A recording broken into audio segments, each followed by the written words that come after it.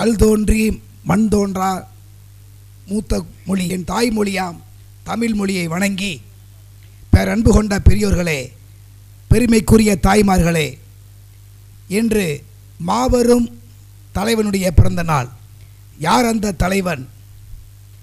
மகத்தான தமிழகத்திற்கு கிடைத்த மாபெரும் தலைவன், விருதுபட்டி தந்த விருட்சம், தமிழகத்திற்கு ஏழை எளிய மக்களுக்கு தந்த வெளிச்சம், கர்ம வீரர் பெருந்தலைவர் காமராஜ் அவர்களின் பிறந்த தின விழா.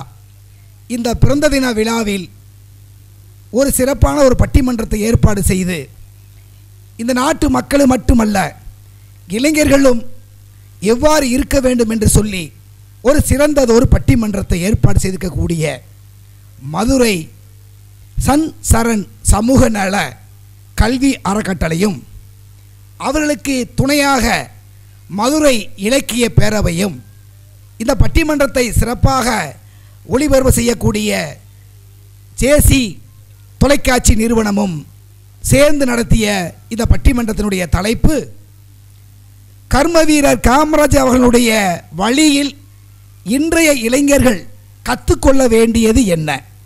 அவருடைய அரவணைக்கும் பண்பையா இல்லை திட்டமிட்டு செயல்பட்டு இல்லையா?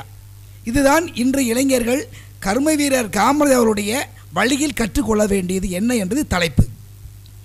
இதற்கு நடுவராக நம்முடைய மதுரை இலக்கிய பேரவையை நிறுவி தொடர்ந்து 35 ஆண்டுகளாக தொடர்ந்து நடத்தி வரும் மரியாதைக்குரிய மீனாட்சி மைந்தன், பட்டிமன்ற சொற்பொழிவாளர், ஆன்மீக சொற்பொழிவாளர் முனைவர் சண்முக திருக்குமர் அவர்களுடைய தலைமையிலே மிகச்சிறந்த கலைஞர்கள் 2 அணியாக இன்று மிகச்சிறந்த ஒரு தலைப்பிலேயே, அதுவும் என்று தலைவர் காமராஜ் அவருடைய பிறந்த தினத்தில் இளைஞர்களுக்கு என்ன சொல்ல வேண்டும் என்று அழகாக ஒரு கருத்தினை உங்களுக்கு சொல்ல இருக்கின்றார்கள். அந்த அடிப்படையிலே நானும் ஒரே ஒரு கருத்தை மட்டும் சொல்லி பட்டிமன்றத்தை துவக்கி வைப்பதிலே நான் பெருமை கொள்கின்றேன். அரவணைக்கும் பண்புக்கு அவர் தன்னுடைய நண்பர்களை கூட சிக்கனமாக இருக்க வேண்டும் என்று சொல்லி கண்டிப்பார். அதே போல எதிரியாக வந்தாலும் தன்னிடம் வந்துவிட்டால் அவர்களை அரவணைப்பார். இது அவருடைய பாங்கு. அரவணைக்கும் பண்பு நிறைய சொல்லிக்கிட்டே போகலாம். திட்டமிட்டு செயல்பட்டார்னா, ஒரு விஷயத்தை நாம் செய்ய போகிறோம்னா, ஒரு வீடு கட்ட போகிறோம்னா முதல்ல இடம் வாங்கணும், பிளான் போடணும், அப்புறம் தான் வீடு கட்டணும். தன்னுடைய வாழ்க்கையிலே தன்னுடைய ஆட்சியிலே அணைகளின் எண்ணிக்கையும் அதிகமே. விடுதலை போராட்டத்திலே தொடர்ந்து 9 ஆண்டுகள் அவர் சிறையிலே இருந்தார். சிறைவாசம் முடிந்து விடுதலையான பிறகு 9 ஆண்டுகள் நல்ல ஆட்சியை இந்த தமிழகத்திற்கு தந்தார். இன்றும் எவ்வளோ பெரிய ஆட்சி வந்தாலும், எவ்வளோ பெரிய கட்சிகள் வந்தாலும் காமராஜ் ஆட்சி போல் நாங்கள் தருவோம் என்றுதான் இன்றும் சொல்லி கொண்டிருக்கின்றார்கள். இதை இன்றைய இளைஞர்கள் புரிந்து கொள்ள வேண்டும். அதை போல 9 ஆண்டுகள் ஆட்சி செய்த மாபெரும் தலைவர் கர்மவீரர் காமராஜர் 9 அணைகளை கட்டி கொடுத்தார். அதை கட்டுவதற்கு முன்பாக எங்கெல்லாம் அணை கட்டினாரோ, எங்கெல்லாம் அணை கட்டினால் மனிதனுக்கு தேவையானது உண்ண உணவு, உடுத்த உடை, இருக்க இருப்பிடம், இந்த 3மே தந்தவர் மரியாதைக்குரிய கர்ம வீரர் காமராஜ் அவர்கள் அணை கட்டிய இடமே அவர் தேர்வு செய்து திட்டமிட்டு அவர் அணை கட்டியதால் தான் ஏழை எளிய மக்கள், ஏழை விவசாய மக்கள் இன்றளவுக்கும் விவசாயத்திலே செழிப்பாக வாழ்ந்து கொண்டிருக்கின்றார்கள். அந்த அடிப்படையிலே அவர் திட்டமிட்டது மீண்டும் ஒன்றை சொல்லி நான் நிறைவு செய்கின்றேன். அவர் ஆட்சி காலத்திலே அவர் முக்கியமாக கொண்டு வந்தது கல்வி திட்டத்திலேயே. அவர் முந்தைய ஆட்சியில் இருக்கக்கூடிய முதலமைச்சர்கள் குலக்கல்வி திட்டம் என்ற ஒன்றை நடத்திய போது அரை நாள் தான் இருந்தது. அரை நாள் கழித்தவுடன் ஒவ்வொரு மாணவரும் தன்னுடைய குலத்தொழிலான தன்னுடைய தாய் தகப்பனார் என்ன தொழில் செய்தார்களோ அதை செய்கள் என்று அந்த ஆட்சியாளர்கள் அதை போட்டியிருந்தார்கள். இருந்தாலும் தன்னுடைய ஆட்சியிலே தன் தலைவர்களை எதிர்த்து கூட தைரியமாக இருக்கக்கூடிய ஒரே தலைவர் கர்ம வீரர் காமராஜ் அவர்கள்தான். அதை முழு நேர கல்வியாக கொண்டு வந்து அந்த குலத்திட்ட கல்வியை ஒழித்து முழுமையாக கல்வி தந்த ஒரே, அதனால தான் சொல்கிறோம், கல்வி கண் திறந்த கர்ம வீரர் காமராஜ் அவருக்கு இன்று பிறந்த நாளிலே இளைஞர்களுக்கு என்ன சொல்ல வருகிறன்றதை அருமையான பட்டிமன்றத்தின் மூலமாக நாட்டு மக்களும் இளைஞர்களும் தெரிந்து கொண்டு காமராஜர் வழியில் நடப்போம். மீண்டும் இந்த தமிழகத்திலே அவர் போன்ற ஒரு தலைவரை கொண்டு வந்து நல்லாட்சி அமைப்போம் என்று கூறி வாய்ப்புக்கு நன்றி கூறி விடைபெறுகிறேன். பட்டிமன்ற துவக்கி வைப்பதிலே நான் பெருமை அடைகின்றேன். வாழ்க தமிழ், வளர்க மதுரை இலக்கிய பறவை. நன்றி, வணக்கம்.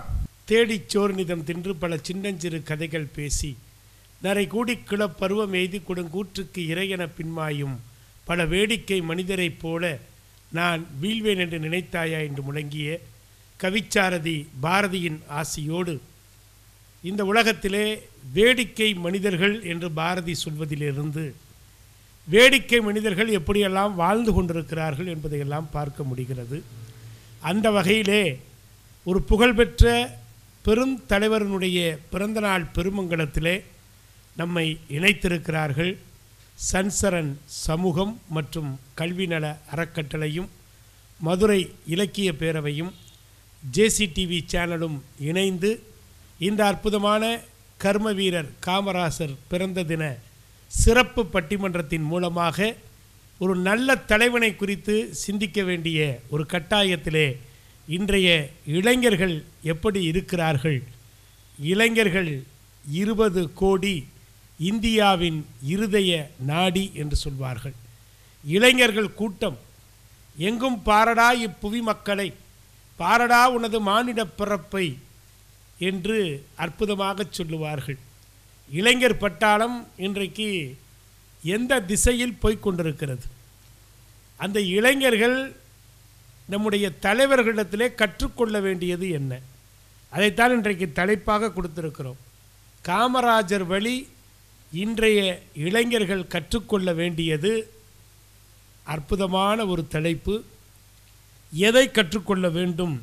அரவணைக்கும் பண்பினையா, திட்டமிட்டு செயலாற்றுவதையா? 2 எக்ஸ்ட்ரீம் எண்டு என்று சொல்வார்கள். இன்றைக்கு இளைஞர்களுக்கு அரவணைக்கிற பண்பு என்பது இல்லை. திட்டமிட்டு செயலாற்றுவது என்பது கனவில் கூட நினைத்து பார்க்க முடியவில்லை என்றெல்லாம் அங்கலாய்ப்பவர்கள் மத்தியிலே காமராசர் வழி என்று ஒரு வார்த்தையை நாம் கொடுத்ததனுடைய சிறப்பு, நமக்கு முன்னே வாழ்ந்த பல தலைவர்கள் அவர்கள் எப்படி வாழ்ந்திருக்கிறார்கள், அந்த வாழ்க்கையின் அடிப்படையிலே தான் நாம் நம்முடைய வாழ்க்கையை நகர்த்தி கொண்டிருக்கின்றோம். எனவே நமக்கு முன்னே வாழ்ந்த இந்த அற்புதமான நாளிலே ஒரு காமராசர் என்கின்ற ஒரு உன்னதமான தலைவர், அவர் இளைஞர்களுக்கு எப்படியெல்லாம் வழிகாட்டுகிறார். இளைஞரே பருவ நெருப்பில் காய்ச்சிய வாளே, நாளை என்பது உன் திருநாள் என்று சொல்வார்கள். நாளை உலகை ஆளப்போவது யார் என்று சொன்னால் நம்முடைய இளைஞர் பட்டாளம். நாளை அரசியல் உலகத்தை ஆளப்போவது யார் என்று சொன்னால் நம்முடைய இளைஞர் பட்டாளம். ஏனென்று சொன்னால் பழையன கழிதலும் புதியன புகுதலும் வலுவல கால வகையினானே அப்படின்னு நம்ம சொல்கிறோம். நோட்டான்னு ஒன்று வந்துருச்சு. இப்போ நன் ஆஃப் தி எபோவ், பல பேருக்கு நோட்டானா என்னன்னு தெரியறதில்ல. அந்த வாக்கு செலுத்துகிற பொழுது நன் ஆஃப் தி எபோவ், மேலே கூறிய எதுவும், அதில் தான் நம்ம வாக்களிக்கணும்னு நம்ம நினைக்கிறோம். ஆனால் ஒரு நல்ல தலைவரை, எப்படிப்பட்ட தலைவராக நாம் தலைவராக மாற வேண்டும் என்று நாம் ஒருபோதும் நினைப்பது இல்லை. நல்ல தலைவர்கள் இல்லை என்று அங்கலாய்க்கிறார்கள், நல்ல செயல்கள் நடக்கவில்லை என்று அங்கலாய்க்கிறார்கள். ஏதாவது ஒன்று என்னால் உடனடியாக செல்ஃபோனை எடுத்துக்கொண்டு வாட்ஸ்அப்பிலே செய்திகளை பரப்புகிறார்கள். அதனுடைய உண்மைத்தன்மை தெரியுதா என்றால் தெரியாது. ஏதோ போகிறது வர்றதெல்லாம் படிச்சுட்டு அவன் அதை பண்ணானாம்ல, இவன் இதை பண்ணானாம்ல, இதுதான் இன்றைக்கு அரசியல் அறிவாக இருக்கிறது. உண்மையான அரசியல் அறிவு என்பது வேறு. அதை இளைஞர்கள் தெரிந்து கொள்ள வேண்டும். வாக்குச்சாவடி போகிற பொழுது அது வரைக்கும் யாருக்குப்பா நீ ஓட்டு போடலாம்னு நினைக்கிறேன்னா அது இன்னும் நான் முடிவு செய்யலை, ஏதோ ஒரு பட்டனை போய் அமுக்க போகிறேன். இப்படி இந்த நாட்டிற்காக பாடுபட்ட தலைவர்களை எல்லாம் ஒரு நிமிடம் இளைஞர்கள் நினைத்து பார்க்க வேண்டும். எப்படி சுதந்திர காற்றை நாம் சுவாசித்து கொண்டிருக்கின்றோம். பண்டித ஜவஹர்லால் நேரு அவர்கள் பக்ரானங்கள் அணை திட்டத்தை இந்த நாட்டுக்கு அர்ப்பணிக்கிறார். அர்ப்பணித்தவுடன் அவர் காலிலே ஓடி வந்து ஒரு விவசாயி விடுகிறார். அவரை எழுப்பி ஓங்கி ஒரு அறை விடுகிறார் பண்டித ஜவஹர்லால் நேரு. எல்லோரும் பதறி போனார்கள். ஏன் இவரை அடிக்கிறேன் என்று சொன்ன பொழுது, இந்த பக்ரானங்கள் அணை கட்டுவதற்கு பெரிய இடத்தை கொடுத்த விவசாயி இவர், யார் காலிலும் விழக்கூடாது என்பதற்காகத்தான் நாம் சுதந்திரம் வாங்கினோம். இவர் நிலத்தையும் கொடுத்து என் காலிலே விழுந்து நம்முடைய சுதந்திரத்தை அவமதிக்கிறார், எனவே எனக்கு கோபம் வந்தது என்று சொன்னார். அதுதான் உண்மை. யார் காலிலும் விழக்கூடாது என்பதற்காகத்தான் நம்முடைய முன்னோர்கள் சுதந்திரத்தை நமக்கு பெற்றுத்தந்தார்கள். அந்த சுதந்திர காற்றை நாம் இன்றைக்கு அனுபவித்துக் கொண்டிருக்கிறோம். இதற்கு என்ன விலை? நீ அடுத்து வருகிற இன்னும் என்ன பிரச்சனை வர இருக்கிறது? இன்னைக்கு இருக்கக்கூடிய அசுரனுக்கு முன்பாக நான் போட்டி போட வேண்டிய ஒரு காலகட்டம். ஒரு காலத்திலே வெள்ளை என்கிற ஏகாதிபத்தியத்தை எதிர்ப்பதற்காக வீறு கொண்டு பகத்சிங் எழுந்தார், ராஜகுரு எழுந்தார், சுகதேவ் எழுந்தார். சுவாமி விவேகானந்தர் சொல்லுகிறார், இந்திய இளைஞனே, நீ வீதிகளிலே நடக்கிற பொழுது உன்னோடு பண்டைய மரபுகளும் வந்து கொண்டிருக்கிறது என்பதை நினைத்துப்பார் என்று சொன்னார். அப்படிப்பட்ட இளைய சமுதாயம் சரியான பாதைக்கு போக வேண்டும் என்பதற்காகத்தான் இன்றைக்கு ஒரு பட்டிமன்றத்தை ஏற்பாடு செய்திருக்கிறோம். காமராஜர் வழி இன்றைய இளைஞர்கள் கற்றுக்கொள்ள வேண்டியது அரவணைக்கும் பண்பினையா, திட்டமிட்டு செயலாற்றுவதையா? அரவணைக்கும் பண்பு என்று பேசுவதற்காக ஒரு புகழ்பெற்ற பள்ளியிலே அற்புதமான இயற்பியல் துறை பேராசிரியராக பணியாற்றி கொண்டிருக்கக்கூடிய கவிஞர் சத்தியன் அவர்கள் வந்திருக்கிறார்கள். அந்த அணியிலே மிகச்சிறப்பாக தொடக்க உரை ஆற்றுவதற்காக குரங்குத்தோப்பு ஆர்சி பள்ளியினுடைய தலைமை ஆசிரியராக விளங்கி கொண்டிருக்கக்கூடிய கவிஞர் ஸ்டாலின் அவர்கள் வருகின்றிருக்கிறார்கள். அந்த அணியிலே அணி சேர்க்கிற விதமாக இளைஞர்களின் நம்பிக்கை நட்சத்திரமாக விளங்கி கொண்டிருக்கக்கூடிய ஜோதி பிரகாஷ் அவர்கள் வந்திருக்கிறார்கள். அந்த அணியிலே திருச்சிற்றம்பலத்தான் அறக்கட்டளை மூலமாக பல இளைஞர்களை நெறிப்பிடித்து கொண்டிருக்கக்கூடிய திருமதி ஜெயலட்சுமி அவர்கள் வருகின்றிருக்கிறார்கள். இவர்கள் நால்வரும் அரவணைக்கும் பண்புதான் என்று சொல்கிறார்கள். இல்லை இல்லை, காமராஜர் வழி இன்றைய இளைஞர்கள் கற்றுக்கொள்ள வேண்டியது திட்டமிட்டு செயலாற்றுவது என்று சொல்வதற்காக மஞ்சம்பட்டி அரசு பள்ளியிலே கணித பேராசிரியராக பணியாற்றி கொண்டிருக்கக்கூடிய கவிஞர் சரவணன் அவர்கள் வந்திருக்கிறார்கள். அந்த அணியில் அணி சேர்க்கிற விதமாக திட்டமிடுதல் என்பது எப்படி என்பதை விளக்குவதற்காக இளைஞர்களுக்கு அதை நெறிப்படுத்துவதற்காக திருமதி வைஜெயந்தி மாலா அவர்கள் வருகின்றிருக்கிறார்கள். அந்த அணியிலே அணி சேர்க்கிற விதமாக ஒரு பள்ளியினுடைய தலைமை ஆசிரியராக பூலாங்குளம் அரசு பள்ளியினுடைய தலைமை ஆசிரியை திருமதி ஷீலாதேவி அவர்கள் வருகின்றிருக்கிறார்கள். அந்த அணியிலே அணி சேர்க்கிற விதமாக மிகச்சிறப்பாக வெகு நேர்த்தியாக வலம் வந்து கொண்டிருக்கக்கூடிய நீதித்துறையிலே தன்னை இணைத்து கொண்டிருக்கக்கூடிய திரு சுந்தரமூர்த்தி அவர்கள் வருகின்றிருக்கிறார். மிக அற்புதமாக காமராஜர் பெருநாளிலே இந்த தொலைக்காட்சி வாயிலாக அற்புதமான அந்த பட்டிமன்றத்தின் வாயிலாக உங்களை எல்லாம் சந்தித்து கொண்டிருக்கின்றோம். எனவே காமராஜர் வழி இன்றைய இளைஞர்கள் கற்றுக்கொள்ள வேண்டியது அரவணைக்கும் பண்புதான் என்று சொல்வதற்காக இதோ வருகிறார் கவிஞர் ஸ்டாலின் அவர்கள். அவரை உங்கள் சார்பாக அழைத்து மகிழ்கிறோம். என் சொல்வனத்தில் வற்றாது பாயும் தமிழ் நதியை அருந்தி துவங்குகின்றேன். புழுதியின் துகள்கள் முதிர்ந்து புவியானது போல், நீரின் துளிகள் முதிர்ந்து நதியானது போல், விதையின் துகள்கள் முதிர்ந்து வனமானது போல், ஒளியின் துகள்கள் முதிர்ந்து வெயிலானது போல், ஒளியின் லயங்கள் உதிர்ந்து மொழியானது.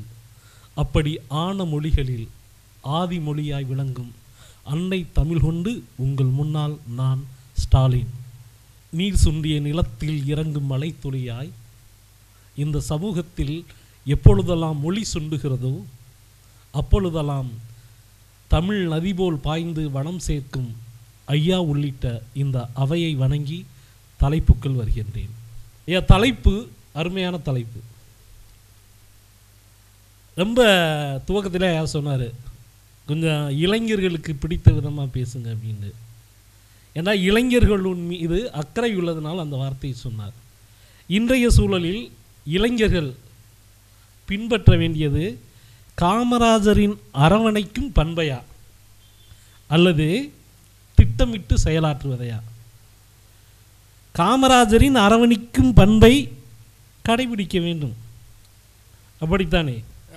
திட்டமிட்டு செயலாற்றுவதையும் கடைபிடிக்க வேண்டும், அப்படித்தானே? அப்புறம் எதற்கு பட்டிமன்றம்? நன்றி வணக்கம் போயிடலாம்ல. நன்றி வணக்கம் சொல்லாமல. ஐயா, இந்த சபைக்கு ஒரு புரிதலுக்காக நான் சொல்லுகிறேன். அரவணைக்கும் பண்பு என்பது ஒரு அன்பு வயப்பட்டது, அப்படித்தானே? திட்டமிட்டு செயலாற்றுவது என்பது ஒரு அறிவு வயப்பட்டது. நாம் இப்படி பிரித்து கொள்ளலாம்.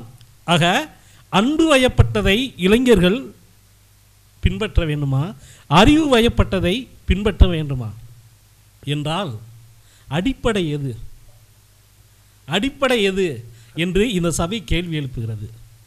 நீங்கள் அன்பு கூறும்போதுதான், பிறர் மீது அன்பு செலுத்தும் போதுதான், பிறரை அரவணைக்கும் போதுதான் அவர்களுக்கு எதையாவது செய்ய வேண்டும் என்ற திட்டம் உங்கள் மூளையில் உதிக்கும். ஆக இளைஞர்கள் அதிகம் பின்பற்ற வேண்டியது அரவணைக்கும் பண்பைத்தான். ஐயா, நீங்கள் லவ் பண்ணிருக்கீங்களா? ஐயா, நான் பண்ணிருக்கியா? லவ் பண்ணிருக்கியா? நான் லவ் பண்ணுறப்ப என் காதலி கவிதை எழுத சொல்லுவா.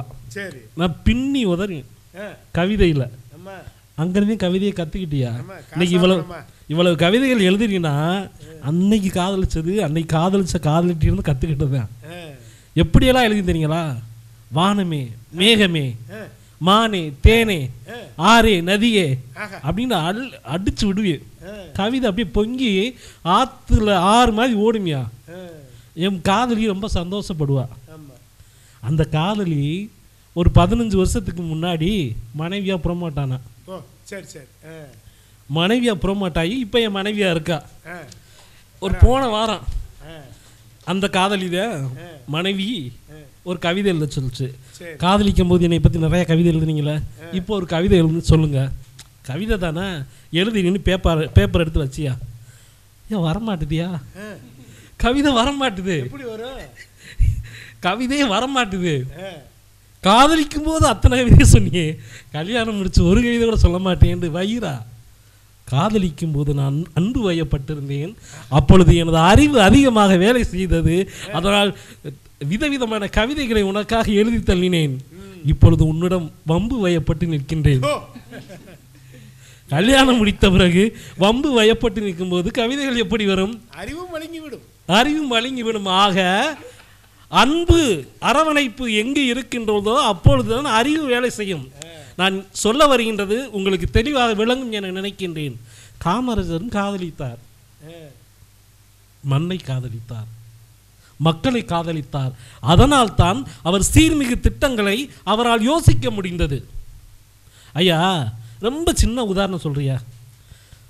நீங்கள் கோழி பார்த்துருப்பீங்க, கோழி பருந்து பார்த்துருப்பீங்க. கோழி பலமானதா பருந்து பலமானதா? கோழி பலமானதா பருந்து பலமானதா? பருந்து தான் பலமானது. கோழியை போலவே பருந்து பலம் இல்லாதது. ஆனால் பருந்துக்கு நிகரான ஒரு பலத்தை கோழி வெளிப்படுத்தும் இடம் எது தெரியுமா? நீங்கள் வீதியில் குஞ்சுகளோடு இறை தேடி கொண்டிருக்கும் போது மேலிருந்து இறங்குகின்ற பருந்து அந்த கோழி குஞ்சுகளை தூக்க வரும்போது சில மீட்டர் உயரம் தள்ளி அந்த பருந்தை எதிர்கொள்ளும் பாருங்கள் கோழி. அப்பொழுது கோழி பலமானதாக தன்னை அடையாளப்படுத்துகின்றது. அந்த பலம் எங்கிருந்து வந்தது என்றால் கோழியை அரவணைத்ததால், கோழியின் மீது உள்ள அன்பினால் அந்த அறிவு வேலை செய்து அந்த பருந்தை தாக்க துடிக்கின்றது.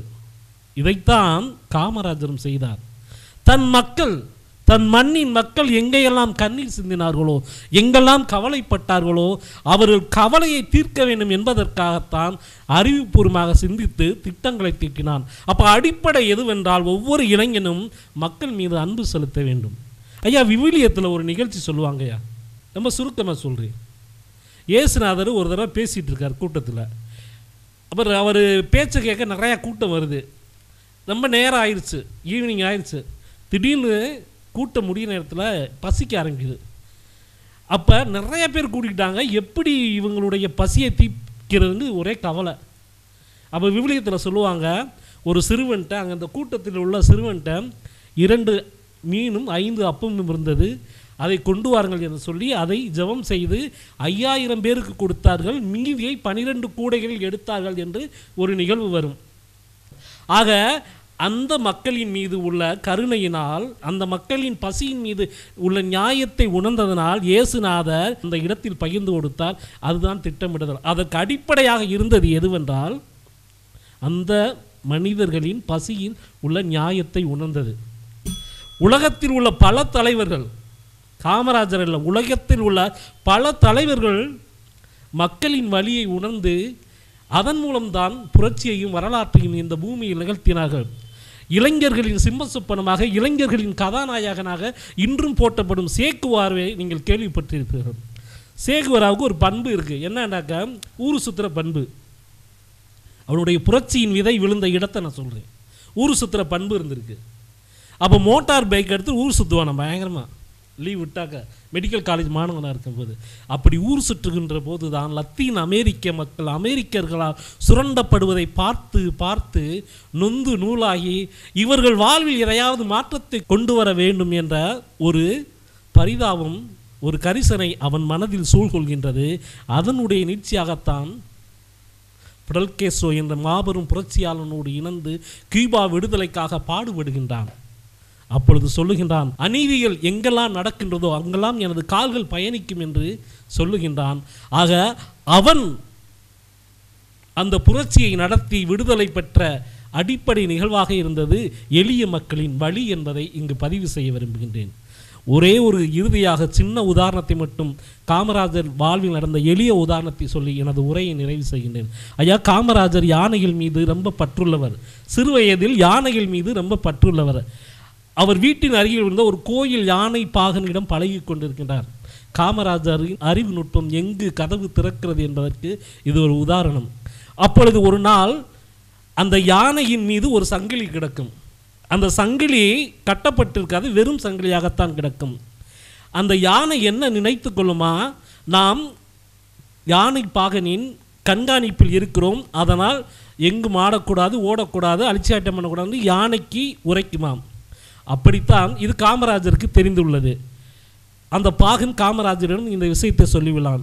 ஒரு நாள் யானை தரிகட்டு ஓடுகின்றது, பொருளெல்லாம் இடிக்கின்றது, மனிதர்கள் மீது மோதுகின்றது, வெறி பிடித்தது போல் யானை அங்கு நடந்து கொள்கின்றது.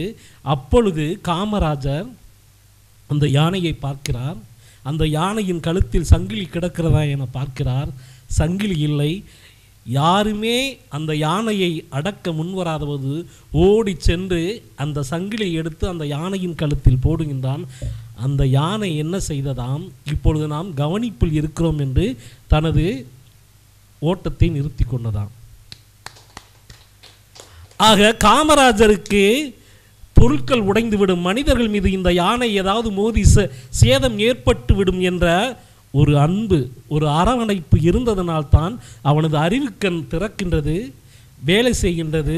ஓடி சென்று பிரசன்ஸ் ஆஃப் மைண்ட் என்று சொல்லுவார்கள், ஓடி சென்று அந்த சங்கிலி எடுத்து அந்த கழுத்தின் மீது போடுகின்றான். அதனால்தான் காமராஜரை முதலில் அடிப்படையாக மக்களை அரவணைக்கும் பண்பு அவருக்கு இருந்தது.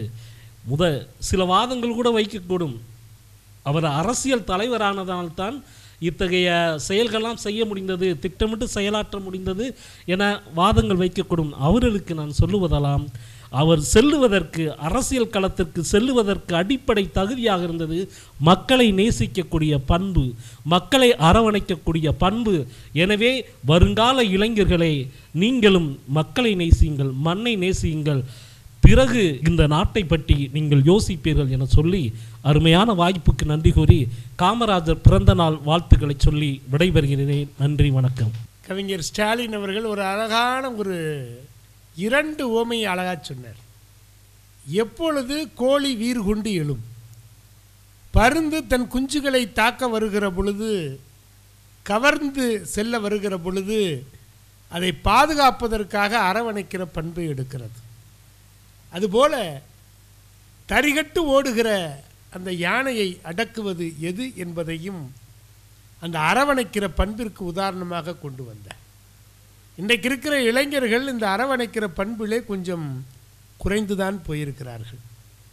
அரவணைக்க வேண்டும், குடும்பத்திலே எல்லோரையும் அரவணைத்து செல்ல வேண்டும். காமராஜர் இளம் வயது முதலாக அதை அற்புதமாக செய்து காட்டினார். தன்னுடைய பாட்டி சொல்லை தட்டவே மாட்டார். பாட்டி தான் அவருக்கு உயிர்.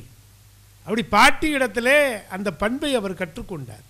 எனவேதான் வாழ்நாள் முழுக்க அவர் யாரையும் எதிர்பார்க்காமல் தன் வாழ்க்கை பயணத்தை மிக அழகாக நடத்தி செல்ல முடிந்தது. எல்லோரையும் அரவணைக்கிற பண்பு. அவரை பார்ப்பதற்கு எல்லோரும் வருவார்களாம். இரவு கடைசியாக வந்து அவர் சுற்றி முற்றி பார்த்துவிட்டு யாராவது ஒருவர் விட்டு போயிருக்கிறார்களா என்று பார்த்துவிட்டு தான் உறங்குவதற்கே செல்வாராம். இதுதான் அவரிடத்தில் இருக்கக்கூடிய ஒரு அரவணைக்கிற பண்பு என்பதை ரொம்ப அழகாக சொல்லியிருக்கிறார். அதெல்லாம் இல்லைங்கய்யா, பண்பு ஒரு பக்கம் இருந்தாலும் செயல்படுத்தணும் இல்லையா? இன்றைக்கி இருக்கிற இளைஞர்கள் நான் நல்ல பண்பாளன், நான் கருணையாளன் அப்படி சொல்லிக்கிட்டே இருந்தால் போதுமா? கொடுக்குற வேலையை ஒழுங்காக செய்யணும்ல. இப்போ டாஸ்க்கு தான். இப்போலாம் ஐடி ஃபீல்டில் இருக்கிறவங்களுக்கெல்லாம் இத்தனை மணி நேரத்துக்குள்ளே இந்த வேலையை முடிக்கணும் அப்படின்னு பிளானிங் தான் கொடுக்குறாங்க. அப்போ காமராஜர் வழி இன்றைக்கு இளைஞர்கள் கற்றுக்கொள்ள வேண்டியது திட்டமிட்டு செயலாற்றுவதைத்தான் அப்படின்னு சொல்கிறதுக்கு இதோ வருகிறார் கவிஞர் சரவணன் அவர்கள். அனைவருக்கும் வணக்கம். நடுவர் அவர்களே, எதிரில காதல் மன்னன் வந்தார். காமராஜரை பற்றி பேச சொன்னால் இன்றைய இளைஞர்களுக்கு எப்படி காதல் கவிதையை எழுதுவது என்று அப்படியே மலரும் நினைவுகளில் சொல்லிட்டு போகிறார். சரி, அவருக்கு இன்றைக்கி வந்து காதல் மன்மதன் ஏதோ வேலை செய்கிறார் போலுக்கு, சந்தோஷமாக இருக்கட்டும். அன்பிற்குரிய பார்வையாளர்களே, இன்றைய தினம் பெருந்தலைவர் காமராஜனுடைய பிறந்தநாளை நாம் கொண்டாடி கொண்டிருக்கிறோம். காமராஜனுடைய வழி இன்றைய இளைஞர்கள் பின்பற்ற வேண்டியது திட்டமிட்டு செயலாக்க வேண்டிய செயல் நடைமுறைகள் தான் என்பதை சொல்வதற்காக நான் வந்துள்ளேன். எதிரில காதல் மன்னன் யானையை பற்றி ஒரு கதை சொன்னார். அவர் வாழ்வில், காமராஜர் வாழ்வில் இளம் வயதில் நடந்த ஒரு சம்பவத்தை சுட்டி காட்டினார். யானையே யானையே, நீ யார் போல மிதிஞ்சிராத, ஓடிராத, அமைதியாக இருன்னு அரவணைக்கும் பண்பில் சொல்லவில்லை. யானைக்கு எப்பொழுதும் பழக்கதோஷமாக இருக்கக்கூடிய சங்கிலியை எடுத்து போட்டு நிறுத்தியதால், திட்டமிட்டு இது இப்படி செய்தால் யானையினுடைய செயல்பாடுகளை தடுத்து நிறுத்தலாம் என்ற ஒரு திட்டம் மனதில் உதயமாகி அதை உடனடியாக செயல்படுத்தியதால் ஆபத்தை, அழிவை தடுத்தார் காமராஜர். அது திட்டமிட்டு செயல்படுத்திய ஒரு சமயோஜித புத்தி என்று எதிர் அணியினருக்கு சுட்டி காட்டி எனது உரையை துவங்குகிறேன். மதுரை இலக்கிய பேரவை எதிர்கால சந்ததியினர், வருங்கால இளைஞர் சமுதாய மக்கள் அவருடைய எண்ணங்களில் தென் தமிழ்நாட்டில் இருந்து வாழ்ந்து நாட்டு மக்களுக்காக ஒரு உயர்ந்திய லட்சிய கருத்துக்களை, நல்ல திட்டங்களை செயல்படுத்திய கர்ம வீரர் காமராஜனுடைய புகழை, பெருமையை உலகம் அறிய வேண்டும் என்பதற்காக இந்த பட்டிமன்றத்தை நடத்தி கொண்டிருக்கிறது. காமராஜர் ஒரு வாழ்ந்த தலைவர், இதயங்களில் வாழும் தலைவர். பட்டங்கள் பெற்றதில்லை, சட்டங்கள் கற்றதில்லை, ஆனால் திட்டங்களால் இன்றும் மக்கள் மனதில் தமிழக வரலாற்றில் ஒரு துருவ நட்சத்திரமாக தனது வரலாற்றை பதிப்பித்துள்ளார். நடுவர்களே, பொருள் கொண்ட பேர்கள் மனம் கொண்டதில்லை, தரும் கைகள் தேடி பொருள் வந்ததில்லை. கவிஞர் வாலி சொல்லியிருக்கார். தமிழ்நாட்டில் மதிய உணவு திட்டம் என்ற ஒரு திட்டத்தை உருவாக்கியவர் காமராஜர். இன்றைக்கு PM போஷன் என்ற ஒரு மதிய உணவு திட்டத்தை மத்திய அரசாங்கம் செயல்படுத்தி கொண்டிருக்கிறது. ஆனால் அவற்றுக்கு முன்னதாக சுமார் 60 வருடங்களுக்கு முன்பு 1956 ஏழை மக்கள் அனைவரும் கல்வி கற்க வேண்டும் என்ற நோக்கத்திற்காக காமராஜர் அவர்கள் இந்த திட்டத்தை உருவாக்கினார்கள். இந்த திட்டத்திற்காக நான் யாரிடம் வேண்டுமானாலும் பிச்சை எடுப்பேன் சொல்லி முடிக்கல, சொன்னதை செய்வதற்காக நான் பிச்சை எடுக்க கூட தயங்க மாட்டேன் என்று சொல்லி பல்வேறு பள்ளி சீரமைப்பு மாநாடுகளை, 167 பள்ளி சீரமைப்பு மாநாடுகளை நடத்தி 2 கோடி ரூபாய் பணமும் 2.47 கோடி பொருட்களும் பள்ளிக்காக வாங்கி பள்ளியினுடைய கல்வி கட்டமைப்பை சீரமைத்தவர், உயர்த்தியவர். தமிழ்நாட்டினுடைய கல்வி சதவீதம் இன்றளவுக்கு பெரிய அளவில் உயர்ந்திருப்பதற்கு அடித்தளமாக இருந்தவர் கர்ம வீரர் காமராஜர். குமரி அனந்தன் ஒரு தலைவர் இருந்தார். தமிழக காங்கிரஸ் கட்சியில் இளைஞர் காங்கிரஸ் தலைவராக ஒரு காலத்தில் இருந்தார். இன்னைக்கு இருக்கிறார். நம்முடைய அதை தமிழிசை ஜெயமுந்தராஜன் ஒருத்தர் இருக்காங்க. அவங்களுடைய தந்தையார் காங்கிரஸ் கட்சியில் ஒரு சிறந்த பேச்சாளர்.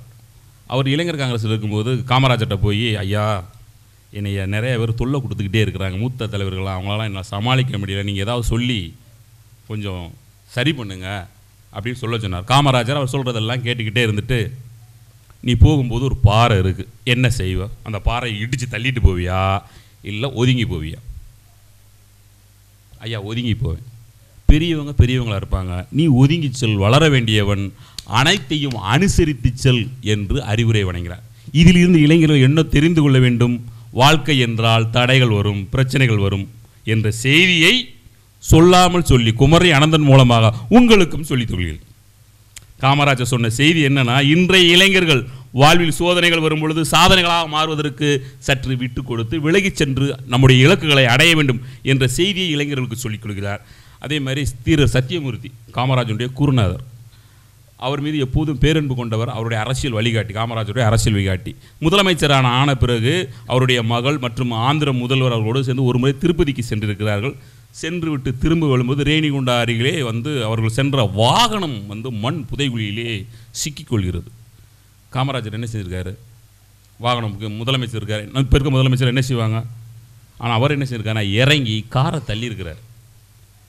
உயர்ந்த இடத்துக்கு சென்றாலும் தன்னுடைய குருநாதனுடைய குடும்பத்தில் சேர்ந்தவர்கள் என்பதற்காக, நண்பர்கள் இருக்கிறார் என்பதற்காக காரை தள்ளியிருக்க. நம்ம செய்யுமா தம்பி, நம்ம யாராவது வாப்பா தள்ளி இருப்பார்னு தான் சொல்லுவோம். ஆனால் அங்கே பார்க்க வேண்டும், அங்கே எளிமை என்ற ஒரு விஷயத்தை இளைஞர்கள் கற்றுக்கொள்ள வேண்டும். உயர்ந்த பதவிக்கு சென்றாலும் நம்முடைய வேலை தானே செய்ய வேண்டும். காந்தியினுடைய கொள்கை, காந்தி பின்பற்றிய வழியை பின்பற்றிய நபர் அவர். அதே போன்ற எளிமையை பின்பற்றியிருக்கிறார். இன்றைய இளைஞர்கள் உயர்ந்த நிலைக்கு சென்றாலும் நம்முடைய வேலைகளை நாமே செய்து கொள்ள வேண்டும் என்ற கருத்தை புரிந்து கொள்ள வேண்டும். ஆண்டி கையில் கூட ஓடு இருக்கும், ஆனால் உன் கையில் ஒன்றுமில்லையே ஐயா அப்படின்னு கண்ணதாசன் காமராஜர் தாலாட்டு என்ற பாடலில் அவருடைய அந்திம காலத்துக்கு பிறகு சொல்கிறார். ஐயா இறந்து போயிட்டார், 130 ரூபா பணம், சில சட்டைகள் தான் இருக்குது. ஆனால் அவரை பற்றி சில எதிர்கட்சிகள் அப்போ என்ன செஞ்சாங்கன்னா, ஏழை பொங்காளருக்கு ஏது இவ்வளோ பெரிய பங்களா அப்படின்னு வேற ஒரு வீட்டு போட்டுலாம் போஸ்ட் அடிச்சு ஒட்டினாங்க. ஆனால் அவர்கிட்ட உண்மையில் எதுவும் இல்லை. ஆண்டி கையில் கூட ஓடு இருக்கும், ஆனால் உன்னிடம் அது கூட இல்லையே ஐயா அப்படின்னு கண்ணதாசன் அவரை பற்றி பாட்டு பாடுறார். இதிலிருந்து என்ன தெரிந்து கொள்ளும்? நேர்மை, எளிமை, அடுத்தவருடைய பணத்தை தன்னுடைய பையில் திணித்து கொள்ளாத ஒரு பெருந்தலைவன் என்பதை இளைஞர்கள் புரிந்து கொள்ள வேண்டும். இது எதற்கு இது இளைஞர்கள் இந்த செய்தியிலிருந்து என்ன தெரிந்து கொள்ள வேண்டும் என்றால், பொதுப்பணிகளுக்கு வரவிருந்தால் அல்லது பொது சொத்துக்களை நிர்வகிக்க வேண்டிய நிலைமை வந்தால் அடுத்தவருடைய பணத்தை எடுக்காமல், அடுத்தவருடைய பணத்தை தொடாமல், பொதுமக்களுக்கு பயன்படக்கூடிய பணத்தை தொடாமல் நேர்மையாக சுத்தமாக இருக்க வேண்டும் என்ற ஒரு செய்தியை பதிவு செய்கிறார் காமராஜர் அவர்கள். அரவணைக்கும் பண்பு மனிதனுக்கு தேவை, மனித குலத்திற்கும் தேவை. அரவணைத்து கொண்டே இருந்தால் ஏமாற்றி விடுவார்கள் என்பதை எதிரணியினர் சற்று புரிந்து கொள்ள வேண்டும். நடுவர்களே, 1961ஆம் வருடத்தில் விடுதலை என்ற ஒரு தினசரியில் தந்தை பெரியார் பேசிய ஒரு செய்தி 17/7/1961 தினசரி பத்திரிகையில் வெளியே வந்திருக்கு. அதில் என்ன பெரியார் சொல்கிறார் என்றால், தோழர்களே, என் சொல்லை நம்புங்கள். இந்த நாடு உருப்பட வேண்டும் என்றால் இன்னும் 10 ஆண்டுகளாவது காமராஜரை விட்டுவிடாமல் பிடித்துக் கொள்ளுங்கள். அவரது ஆட்சி மூலம் சுகமடையுங்கள். காமராஜரை பயன்படுத்திக் கொள்ள நாம் தவறிவிட்டால், காமராஜரை நாம் பயன்படுத்திக் கொள்ள தவறிவிட்டால் தமிழர்களுக்கு வாழ்வு அளிக்க வேறு ஆளே சிக்காது அப்படின்னு 9/7/1961 வருடம் திராவிடர் கழக மாநாட்டில் தந்தை பெரியார் குறிப்பிட்டு சொல்கிறார். இத்தனைக்கும் தந்தை பெரியார் வேறு எதிர்க்கட்சி வரிசையிலே இருந்து செயலாற்றியவர் இருப்பினும் அவருக்காக அவர் பேசுகிறார், ஒரு நல்ல மனிதனுக்காக பேசுகிறார். நடுவர்களே, மற்றவர்களும் பாராட்டும் வகையில் எதிர் கருத்துக்கள் கொண்டவர்களும் மாற்று கருத்துக்களும் பாராட்டக்கூடிய சிந்தனையை, செய்கையை உடையவர் காமராஜர் அவர்கள். காமராஜருடைய இந்த செய்கையானது நம்முடைய இளைஞர்கள் தெரிந்து கொள்ள வேண்டியது, நேர்மையாக நடுநிலைமையாக கொண்டவர்களாக நம்முடைய செயல்களை சரியாக முறையாக செய்தோமானால் எதிர்த்தரப்பாளாம் எல்லோராலும் விரும்பப்படக்கூடிய ஒரு தலைவனாக, மனிதராக போற்றப்படுவோம் என்பதை தெரிவித்துக் கொண்டு, நல்ல வாய்ப்பு வழங்கிய எங்கள் மதுரை இலக்கிய பேரவையினுடைய தலைவர்களுக்கும், இந்த நிகழ்ச்சியை ஒளிபரப்பு செய்யக்கூடிய JCTVக்கும், எண்ணணிக்கும் எதிரணிக்கும் வாழ்த்துக்களையும் நன்றியையும் தெரிவித்து, காமராஜர் என்ற ஒரு மனிதனை நாம் பின்பற்றி நடந்தால் நம் சமூகம் ஒரு உயர்ந்த அந்தஸ்து அடையும் என்று கூறி அனைவருக்கும் நன்றி கூடி விடைபெறுகிறேன். நன்றி, வணக்கம். சரவணன் அவர்கள் பல்வேறு தரவுகளை சேகரித்திருக்கிறார். ஒரு இளைஞர்கள் எப்படி இருக்க வேண்டும், திட்டமிட்டு செயலாற்றுவது. ஸ்டாலின் இப்படி பிரட்டி போட்டார்னு அவர் தோசையை அப்படி பிரட்டி போடுறார். அப்பா, அந்த சங்கிலியை தூக்கி போடுறது திட்டமிடுதல். அதுவே அரவணைக்கணும்னா என்ன பண்ணணும்? துதிக்கையை பிடிச்சிக்கிட்டு விநாயக பெருமானே போகாத அப்படின்லாம் கெஞ்சி இருக்கணும். அதை செய்யல, அவர் தூக்கி போட்டார்ல, அதான் திட்டமிடுதல். பிளானிங், எக்ஸிக்யூஷன் ஆங்கிலத்தில் சொல்லுவாங்க. இன்றைக்கி பூரா அப்படி பேசினா தான் பட்டிமன்றம். ஆமாம், தமிழில் பேசணும்னா ஐயோ அந்நிய பாஷை பேசுகிறாங்கன்னான்ட்டு போயிடுறாங்க. அதனால் பிளானிங் அண்ட் எக்ஸிக்யூஷன் இன்றைக்கி வேணும். அதை செயல்படுத்துவது, திட்டமிட்டு செயலாற்றுவது, அதுதான் ரொம்ப ரொம்ப முக்கியமான ஒன்று அப்படிங்கிறத ரொம்ப அழகாக சரவணன் அவர்கள் எடுத்து வச்சிருக்கிறாரு. திட்டமிட்டு செயலாற்றக்கூடிய அந்த பண்பு இளைஞர்கள்ட்ட ரொம்ப குறைஞ்சி போச்சு. அதை ரொம்ப வேதனைப்பட்டிருக்கிறாரு. உண்மையிலே அது கொஞ்சம் யோசிக்க வேண்டிய விஷயந்தான். சில நேரங்களில் இந்த திட்டமிடுதல் என்பது அவசியமான ஒன்று. நம்ம படத்தில் கூட சொல்லுவார் வடிவேல், எதையும் பிளான் பண்ணி செய்யணும் அப்படின்பார். அந்த பிளான் பண்ணலைன்னா அந்த காரியம் சிதறி போயிடும். அது ரொம்ப அழகாக பதிவு செய்திருக்கிறார். அதை மறுக்கணும்னா வரணும். யார் வரணும்? விஞ்ஞானி தான் வரணும். வாங்க, இயற்பியல் விஞ்ஞானி சத்யன் வாங்க. மேடையில் விட்டிருக்கும் அனைவருக்கும் வணக்கம். இன்று கல்விக்கண் திறந்த கர்ம வீரர் காமராஜர் அவர்களுடைய பிறந்தநாளை நாம் கொண்டாடி கொண்டிருக்கிறோம். எனக்கு இன்று கொடுக்கப்பட்ட தலைப்பு காமராஜருடைய அரவணைக்கும் பண்பை எப்படி இன்றைய இளைஞர்கள் கற்றுக்கொள்ள வேண்டும் என்பதுதான். எனக்கு முன்னாடி பேசிய நம்ம கவிஞர் சரவணன் ஐயா அவர்கள் என்ன சொன்னாங்க அப்படின்னா, ஒரு சில பாறைகள் இருக்கும், அந்த பாறைகள்லேருந்து நம்ம விலகித்தான் போகணும், அதில் போய் மோதக்கூடாது அப்படின்ற மாதிரி சொன்னாங்க. இப்போ நம்ம சின்ன குழந்தைகளை நம்ம வளர்க்குறோம். அந்த குழந்தைய ஒரு சிறு வயதில் அது நடந்து போகும்போதோ இல்லை ஒரு செவர் வரும்போதோ நம்ம அந்த செவத்தில் மோதிடக்கூடாதுங்கிறக்காக நம்ம தாய் தந்தையர் இல்லை நம்ம உற்றார் யாராக இருந்தாலும் சரி அவங்கள போய் அதை தடுத்து நிறுத்துகிறாங்க இல்லையா? அந்த பண்பிற்கு பேர் என்ன அப்படின்னு நான் எதிரணியை கேட்டுக்கிறேன். அவங்க மோதிடுவாங்க அப்படிங்கிறதுல நம்ம பதறோம் இல்லையா? அது எதை குறிக்கிது அப்படின்னு நான் எதிரணியை கேட்குறேன். அது அவங்க காரிய சித்தியா? இல்லை இங்கே போனால் நீ மோதணும்ப்பா, மோதிடக்கூடாது, இது வீடியோ கேமா, அப்படி டைரக்ட் பண்ணுங்கள் இப்படி டைரக்ட் பண்ணுங்கன்றது அந்த பதறி போய் ஓகே. அப்போ அந்த அரவணைக்கும் பண்பு விழுந்துடக்கூடாது நம்ம புள்ள அப்படின்னு. அது மாதிரி நம்ம மக்களை நேசித்தவர் நம்மளுடைய கர்ம வீரர் காமராஜர் அவர்கள். எல்லாரையுமே தன்னுடைய மக்களாக நினச்சார். அதனால தான் அவர் திருமணம் கூட செய்து கொள்ளவில்லை. அப்படிப்பட்ட ஒரு தலைவர் நமக்கு கிடைத்தது ரொம்ப ஒரு அதிசயம். நம்மளுடைய காமராஜர் அவர்கள் இந்த மதிய உணவு திட்டம் குழந்தைகளுக்காக நிறைய செய்திருக்காரு. அவர் வருகைக்கு முன்னாடி இந்த குழந்தைகளோட உணர்வு என்னவாக இருந்திருக்கும் அப்படிங்கிறத நான் இங்கே பதிவு செய்ய விரும்புகிறேன். ஒரு ஏழை குழந்தையோட ஒரு கதறல், நாங்களும் குழந்தைகள் தானோ இந்த பூமியில் பிறந்ததும் வீணோ, நாங்களும் குழந்தைகள் தானோ இந்த பூமியில் பிறந்ததும் வீணோ, வேதங்கள் நான்கன உண்டு, வேதங்கள் நான்கன உண்டு, எங்கள் வேதனை யாருக்கு உண்டு, புத்தகம் சுமக்கின்ற வயதில், புத்தகம் சுமக்கின்ற வயதில் பல பொதிகளை சுமப்பதும் ஏனோ, புத்தகம் சுமக்கின்ற வயதில் பல பொதிகளை சுமப்பதும் ஏனோ, அறிவு பசியது எண்ணில், அறிவு பசியது எண்ணில் தினம் வயிற்று பசி அதுவும் எண்ணில், அறிவு பசியது எண்ணில் தினம் வயிற்று பசி அதுவும் எண்ணில், கடவுளோ சிற்பியாயானான், கடவுளோ சிற்பியாயானான், சிற்பிகள் செதுக்கினால் சிலையாம், எங்களை செதுக்கியதில் ஏதும் பிழையாம், உழைப்பதே எங்கள் நிலையா, இந்த உழைப்பிற்கு உயிர்தான் விலையா. இந்த கவிதை ஒரு பட்டாசு தயாரிக்கும் தொழிலாளியோட குழந்தை எழுதியது.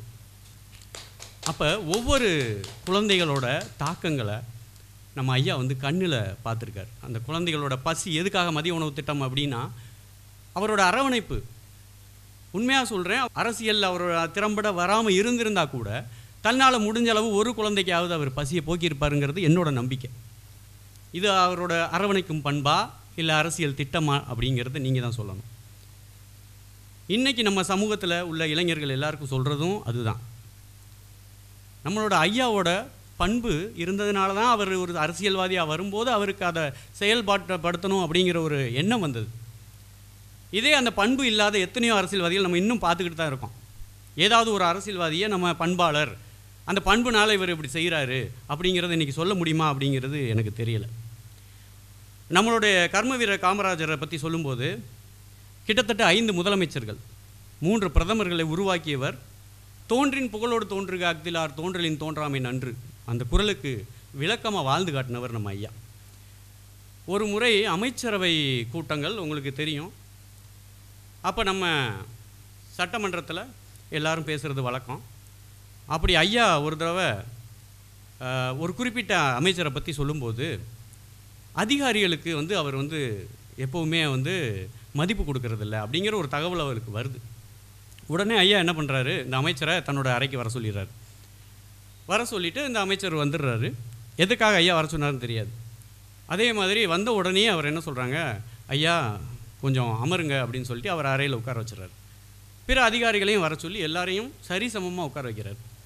உட்கார வச்சுட்டு ரொம்ப நேரம் ஆனவுடனே அந்த அமைச்சர் ஐயாட்ட கேள்வி கேட்குறாரு, ஐயா என்னைய வர சொன்னீங்களே, அதிகாரிகளும் வந்திருக்காங்க, எதுவும் தகவலா அப்படின்னு கேட்கும்போது ஐயா சொல்கிறாரு, நானும் உட்காந்துருக்கேன், நீயும் உட்காந்துருக்க, இந்த அதிகாரிகளும் உட்காந்துருக்காங்க, இதில் யாருக்கு என்ன மூழ்கி போக போகுது, என்ன குடி மூழ்கி போகுது அப்படின்னு கேட்டிருக்காரு. அதில் இருந்து அவர் வந்து அந்த அமைச்சரோட பண்பு இப்படி இருக்குது அப்படிங்கிறத நேரடியாக அவர் சொல்லாமல் எவ்வளவு ஒரு அற்புதமாக எடுத்து காட்டியிருக்காரு அப்படிங்கிறத இங்கே பதிவு செய்யணும். அது மட்டும் இல்லை, அவரோட நெருங்கிய நண்பர், ஒரு தோழர், அதாவது சுதந்திர போராட்டத்தில் 2 பேருமே பங்குகிட்டுருக்காங்க.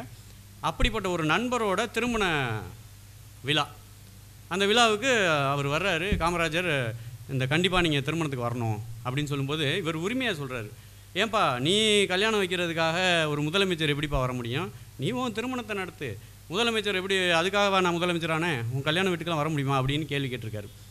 உடனே அவருக்கு ரொம்ப வருத்தமாக போச்சு.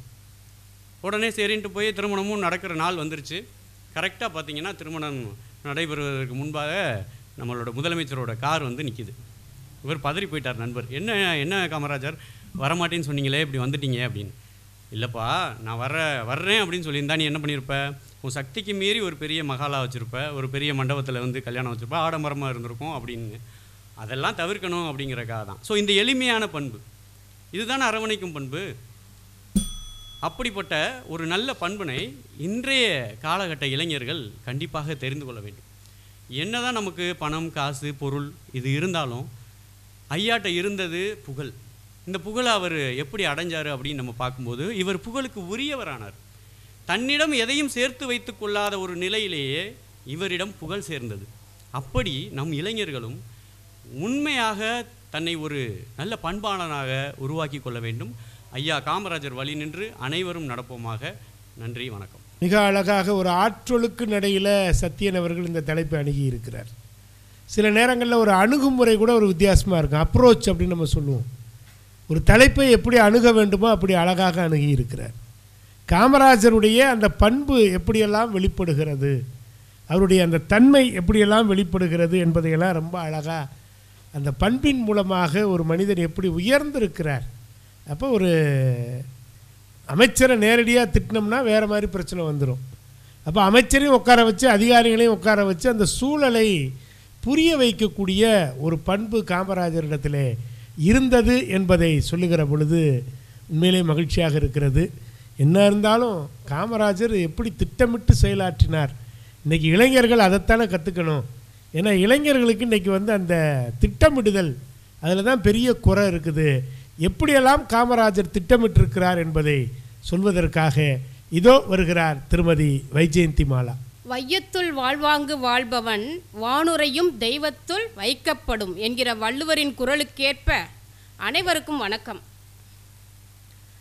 காமராஜர் வழி இன்றைய இளைஞர்கள் கற்றுக்கொள்ள வேண்டியது அரவணைக்கும் பண்பினையா, திட்டமிட்டு செயலாற்றுவதையா? இதுதான் ஏன் பட்டிமன்ற தலைப்பு. ஆமாம்மா. நான் திட்டமிட்டு செயலாற்றிய காமராஜரை இளைஞர்கள் கண்முன்பாக கொண்டு வருகின்றேன். ஐயா, கர்ம வீரர் என்றும் கருப்பு காந்தி என்றும் அழைக்கப்படுகின்ற காமராஜர் சுயமாக உருவான ஒரு தலைவர். சுயம்பியா? அவர் ஒருமைப்பாட்டை வலியுறுத்துபவராக இருந்தார். சுதந்திர போராட்டத்தின் போது மெட்ராஸ் மாகாணத்தில் தமிழ் பேசும் பகுதிகளில் கட்சி அமைப்பை கட்டி எழுப்பியவர். 9 ஆண்டுகள் தமிழக முதலமைச்சராக அரசை வழிநடத்தினார். ஒரு ஏழை நாடார் குடும்பத்திலிருந்து பள்ளி படிப்பை கூட முடிக்காத அவர் அடிமட்ட தொண்டர் நிலையில் இருந்து முதலமைச்சர் ஆனவர். திட்டமிட்டு செயலாற்றும் அவரது செயல்பாட்டிற்கு இந்த சம்பவம் ஒரு சாட்சியா? செய்தித்தாள்கள் நாள் தவறாமல் படிக்கும் பழக்கமுள்ள முதல்வர் காமராஜர் பார்வையில் அன்றைய தினம் தினமணி நாளிதழ் இடம்பெற்ற ஒரு செய்தி தென்பட்டது. அன்றைய கல்வித்துறை ஆலோசகர் நேத்து சுந்தரவடிவேலு தென் மாவட்டத்தின் ஒரு பள்ளிக்கு ஆய்வுக்காக சென்கின்றார். ஒரு மாணவன் வகுப்பறையில் மயங்கி விழுகிறான். அவனுக்கு முதலுதவி அளித்து மயக்கத்திற்கான காரணம் கேட்டபோது அதிர்ச்சியானாராம். ஆம், அவன் அன்று காலை உணவு எடுக்காமல் வந்திருக்கிறான் பள்ளிக்கு. இந்த மாதிரி ஏழை மாணவர்களுக்கு பள்ளியிலேயே உணவு வழங்கினால் நன்றாக இருக்கும் என ஆய்வின் முடிவில் அவர் பேசியதாக அந்த சிறிய செய்தி தெரிய வந்ததுங்கயா. செய்தியை காமராஜர் படித்து முடித்த சில நொடிகளில் ஆலோசனை கூட்டத்தில் நடந்த அடுத்த சில நாட்களில் மதிய உணவு திட்டம் என்ற மகத்தான திட்டம் அரசால் அறிவிக்கப்பட்டது. சிறிய செய்தி ஒன்றுக்கு காமராஜர் அளித்த முக்கியத்துவத்தால் மதிய உணவு திட்டம் என்ற ஏழை குழந்தைகளின் பசி போக்கும் திட்டம் பிறந்ததுங்கயா. ஆரம்பத்தில் அந்த திட்டத்தில் பெற்றோர் பங்களிப்பாக மிக குறைந்த தொகை வசூலிக்கப்பட்டது. அதிகாரிகள் சிலர் கூட அரசு இவ்வளவு தொகை செலவு செய்கிறதே, எதற்காக பெற்றோரிடம் வாங்க வேண்டும் என்று கேட்டபோது அரசுக்கு ஒன்றும் இது இழப்பில்லையே என்றனர். அதற்கு காமராஜர், நான் திட்டத்தின் செலவை குறைக்க இப்படி செய்யவில்லை. எந்த ஒன்றும் இலவசமாக அளிக்கப்பட்டால் அதன் மீது ஒரு பொறுப்பு வராது. சிறிய தொகையானாலும் தங்களது பணமும் இதில் இருக்கிறது என அவர்களுக்கு தோன்றுமானால் இலவச உணவை வீணாக்க மாட்டார்கள் என்றார். 3வது வகுப்பு வரை மட்டுமே படித்த காமராஜரின் நுண்ணிய அறிவை எண்ணி வியந்து போயினர் அதிகாரிகள். அதுதான் காமராஜர் அவரை மாற்றுக் கட்சியினரும் நேசிக்க அதுவே காரணமாய் இருந்தது. காமராஜர் ஆட்சி காலத்தில் மின் உற்பத்தியில் வியக்கத்தக்க சாதனைகள் நிகழ்த்தப்பட்டனங்கயா. காமராஜர் ஆட்சியில்தான் பெரியார் நீர்மின் உற்பத்தி திட்டம், குந்தா நீர்மின் உற்பத்தி திட்டம் தொடங்கப்பட்டது. நெய்வேலி பழுப்பு நிலக்கரி திட்டம் ரூபாய் 86 கோடி முதலீட்டில் தொடங்கப்பட்டது. இதன் மூலம் மின் உற்பத்தியில் மகத்தான சாதனைகள் நிகழ்ந்தன. இன்று ரூபாய் 1500 கோடிக்கும் மேல் லாபம் ஈட்டித்தரும் மிக பெரிய பொதுத்துறை நிறுவனமாக வளர்ந்துள்ளது. சென்னை மாகாணத்தின் மின் பற்றாக்குறையை சமாளிப்பதற்கான 5 லட்சம் கிலோவாட் மின் உற்பத்தி திறன் கொண்ட அணுமின் நிலையத்தை கல்பாக்கத்தில் அமைக்க முயற்சிகள் மேற்கொண்ட காமராஜர் இந்திய அரசின் அணுமின் உற்பத்தி துறையை அணுகி இத்திட்டத்தை பெறுவதில் வெற்றி கண்டார். அதன் பயன்களை தமிழகம் உள்ளிட்ட தென் மாநிலங்கள் இன்று அனுபவித்து வருகின்றன. இந்நாளில் எல்லாரும் தலைவர்கள்தான். ஆனால் நாட்டு மக்களின் துயர் துடைத்து உயர் வாழ்வுக்கு வழிகாட்டுபவர்கள் மிக குறைவு. லட்சியங்களை மறந்து கோடிகளை நினைத்து வாழும் தலைமைகள் நிறைந்துள்ள போது தொண்டு, தியாகம், லட்சிய பிடிப்பு ஆகியவைகளை மூலதனமாகவும் முதன்மையாகவும் கொண்டு வாழும் மனித உள்ளம் கொண்டோர் மிக குறைவு. பரதனும் சீசரும் ராஜராஜனும் வாழ்ந்ததைப் போல் 20ஆம் நூற்றாண்டில் வாழ்ந்தவர். பிரதமர் பதவியை 2 முறை வேண்டாம் என்று ஒதுக்கியவர். நேர்மையானவர், கரைப்படியாத கரங்கள் உடையவர், சட்டத்தை மதிப்பவர், வெற்றியையும் தோல்வியையும் சமமாக கருதுபவர். அவர் ஒரு துறவி, மூவாசைகளையும் வென்றவர்.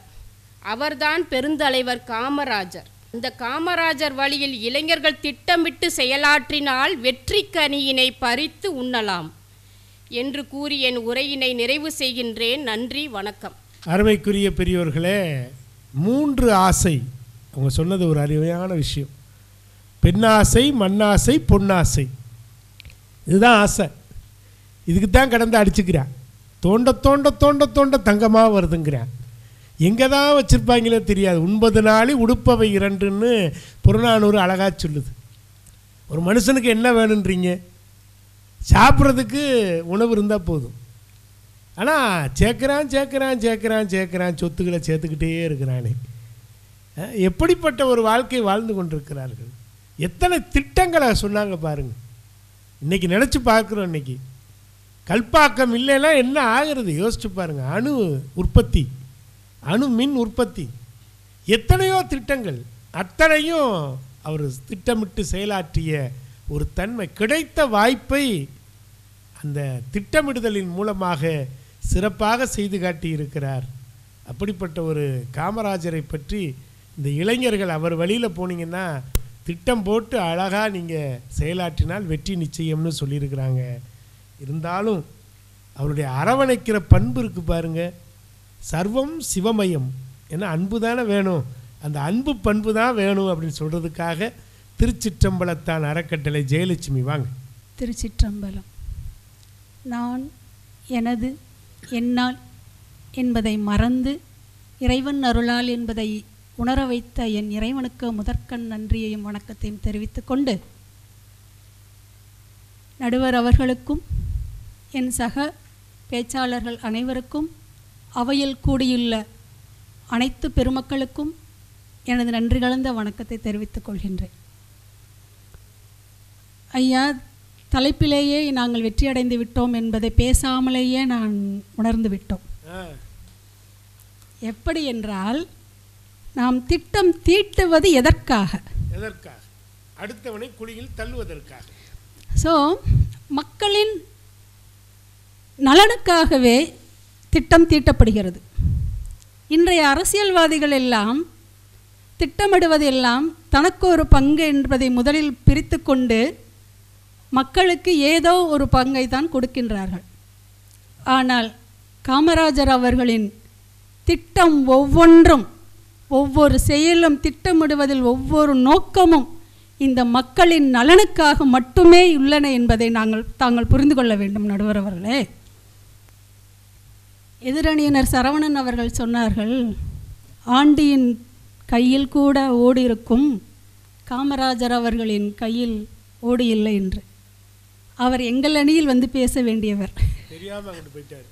அது எதை குறிக்கிறது ஐயா? திட்டமிடுதலை குறிக்கிறதா அல்லது நல்ல பண்பாட்டினை இளைஞர்களுக்கு எடுத்து செல்வதை குறிக்கின்றதா? அடுத்ததாக சொன்னார், நண்பர் அவர்கள் காரை தள்ளிய பள்ளத்தில் விழுந்தபோது காரை தள்ளினார் என்பது.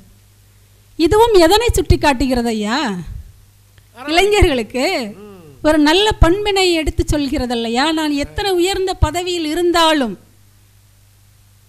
நான் சக மனிதனுக்கு உதவ வேண்டும் என்ற பண்பினை இந்த இளைஞர்களுக்கு எடுத்து காட்டுகின்றது இல்லையா? நான் முதலமைச்சராக இருந்தாலும் என் நண்பனின் கார் பள்ளத்தில் விழும்பொழுது நான் வேடிக்கை பார்த்து கொண்டா இருக்க முடியும். நான் சக மனிதனாகத்தான் இருக்கின்றேன். அது முதலமைச்சர் என்பது எனது பணியே தவிர பதவி அல்ல என்பதை இந்த இளைஞர்களுக்கு புரிய வைத்தார் இல்லையா? அதுதானே இங்கே பண்பாட்டினை தானே காட்டுகின்றது. அவர் எங்கள் அணியில் இருந்திருந்தால் நன்றாக இருந்திருக்கும். எங்களுக்காக பேசியிருக்கிறார். நன்றி ஐயா உங்களுக்கு. ஒவ்வொரு காலங்கள் கழியும் பொழுதும் கடவுள் மனிதனாக அவதரிக்கின்றார் இந்த மக்களின் நன்மைக்காக. இங்கே மனித கடவுளாக கர்ம வீரர் காமராஜர் அவர்கள் மனித கடவுளாக அவதரித்துள்ளார் இந்த பூமியில். பிறந்தோம், வளர்ந்தோம், வாழ்ந்தோம் என்பதை பிறப்பிற்கும் இறப்பிற்கும் இடைப்பட்ட ஒரு வாழ்க்கை. இதை இறைவனாக இருந்தாலும் மனிதனாக இருந்தாலும் அத்தனை ஜீவராசிகளுக்கும் உண்டானது. பிறப்பென்றால் இறப்புண்டு, தொடக்கம் என்றால் முடிவு உண்டு, அந்த ஈசனை தவிர்த்து. இங்கே 3 வகையாக இந்த மனிதர்களை நாம் பிரிக்கலாம். பிறந்தோம், வளர்ந்தோம், போதையில் புரண்டோம், மரணித்தோம். இரண்டாவதாக, பிறந்தோம், வளர்ந்தோம், போதையில் புரண்டவர்களை பயன்படுத்தி நாங்கள் கோடியில் புரண்டுகின்றோம் என்பது ஒரு வகை. மூன்றாவதாகத்தான் நமது ஐயா வருகின்றார்கள். இவர்கள் கோடியில் புரண்டவர்களை, தெற்கோடியில் இருப்பவர்களை எப்படி இனம் பிரித்து மக்களுக்கு காட்ட வேண்டும்? கோடியில் இருப்பவன் கூட தெற்கோடிக்கு வந்து வருகின்றான், தெற்கோடியில் இருப்பவன் கூட கோடிக்கு செல்லுகின்றான். தெருக்கோடியில் இருக்கும் சக மனிதன் கூட மனித வாழ்வினை மேற்கொள்ள வேண்டும், சராசரி மனித வாழ்வினை வாழ வேண்டும் என்பதற்காக, இந்த இளைஞர்களுக்கு புரிய வைக்க வேண்டும் என்பதற்காகத்தான் அவர் பல திட்டங்களை தீட்டுகின்றார். அந்த திட்டத்தின் ஒவ்வொரு வார்த்தையும் ஒவ்வொரு செயலும் அவன் மக்களின் நலன் கருதியே இருக்கிறது என்பது அவருடைய பண்பாட்டினை அழகாக காட்டுகின்றது. இன்றைய இளைஞர்கள் நினைத்து கொண்டிருக்கிறார்கள், கல்வி, பணம், அழகு இது மட்டும்தான் நம்மை முன்னோக்கி செல்லும் என்று. இவை அனைத்தும் இல்லை. கல்வி தேவையில்லை, பணம் தேவையில்லை, பண்பாடு மட்டும் இருந்தால் நீ உயர்நிலைக்கு செல்லலாம் என்பதை நமது தலைவர் அவர்கள் மூலம் நாம் தெரிந்து கொள்ளலாம். மிக எளிதான முறையில் நாம் தெரிந்து கொள்ளலாம். பதவி வரும்போது பணிவு வர வேண்டும், துணிவும் வர வேண்டும் தோழா என்ற வார்த்தைக்கேற்ப அவர் பதவியில் எத்தனை துறை இருந்தாலும் அவருடைய பணிவும் அவருடைய பண்பாடும் மட்டுமே உயர்ந்ததாக இருக்கிறது. அவர் திட்டமிடுதல் ஒன்றும் மக்களின் நலனுக்காகவும் கல்விக்காகவும் தான் இருந்தது. உதாரணத்திற்கு ஒன்றை சொல்ல வேண்டும் என்றால், முதலமைச்சர்களுக்கென்று மருத்துவக் கல்லூரியில் இடம் ஒதுக்கி வைத்திருப்பார்கள். அப்பொழுது அவர்களது செயலாளர்கள் எல்லாம் வந்து அந்த விண்ணப்பங்கள் எல்லாம் வந்து நிறையாக இருக்கும் பொழுது யாரை நாம் மருத்துவக் கல்லூரிக்கு நமது சார்பாக அனுப்ப முடியும் என்று பார்க்கும் பொழுது அவர்கள் எல்லாம் ஒன்றும் குழம்பிப்பு இருந்தார்கள், யாரை தேர்ந்தெடுப்பது என்று தெரியாமல். காமராஜ் ஐயா வந்தார்கள்.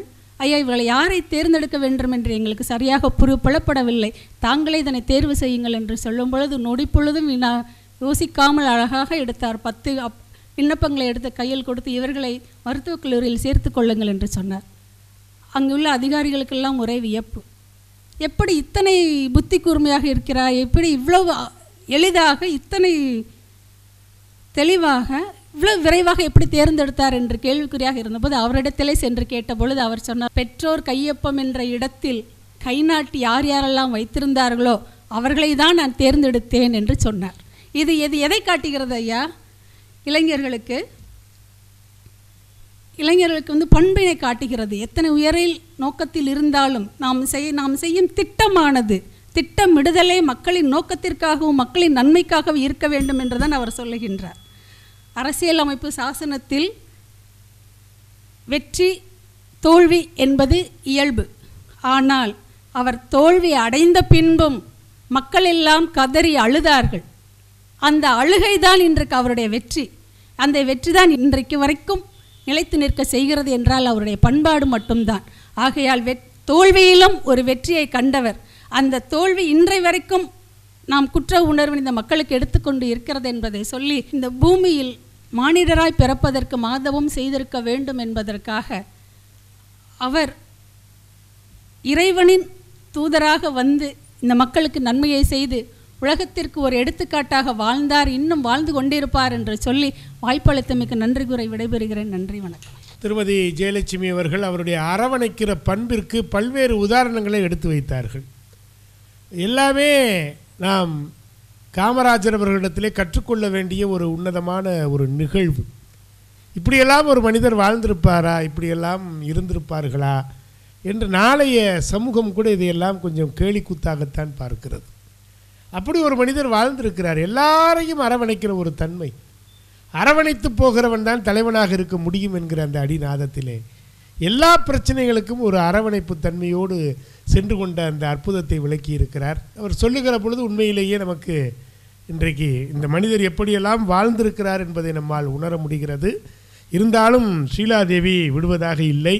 அவருடைய திட்டமிடுதல், ஒரு தலைமை ஆசிரியர் என்பதனாலே திட்டமிடுதலுக்கு எவ்வளவு சிறப்பு இருக்கிறது என்று சொல்வதற்காக இதோ வருகிறார் திருமதி ஷீலாதேவி. திட்டமிடலில் சிறந்து விளங்கும் எம் நடுவர் ஐயா சண்முக திருக்குமரனையாவை வணங்கி, இரு அணை பேச்சாளர்களையும் வணங்கி, பார்வையாளர் அவர்களுக்கு இனிய காமராஜர் ஐயாவின் கல்வி வளர்ச்சி திருவிழா நாளாகிய இன்று உங்கள் குழந்தைகளுக்கு கல்வியை எப்படி கொடுக்க வேண்டும் என்று திட்டமிட்டு எப்படி காண வேண்டும், எப்படி வெற்றியடைய வேண்டும் என்று இந்த பட்டிமன்றத்தை ஆவலோடு கண்டு ரசித்து கொண்டிருக்கும் பார்வையாளர்கள் பெருமக்களுக்கு என் இனிய வணக்கத்தை கூறி, திட்டமிடல் என்பது என்ன வாழ்க்கையில்?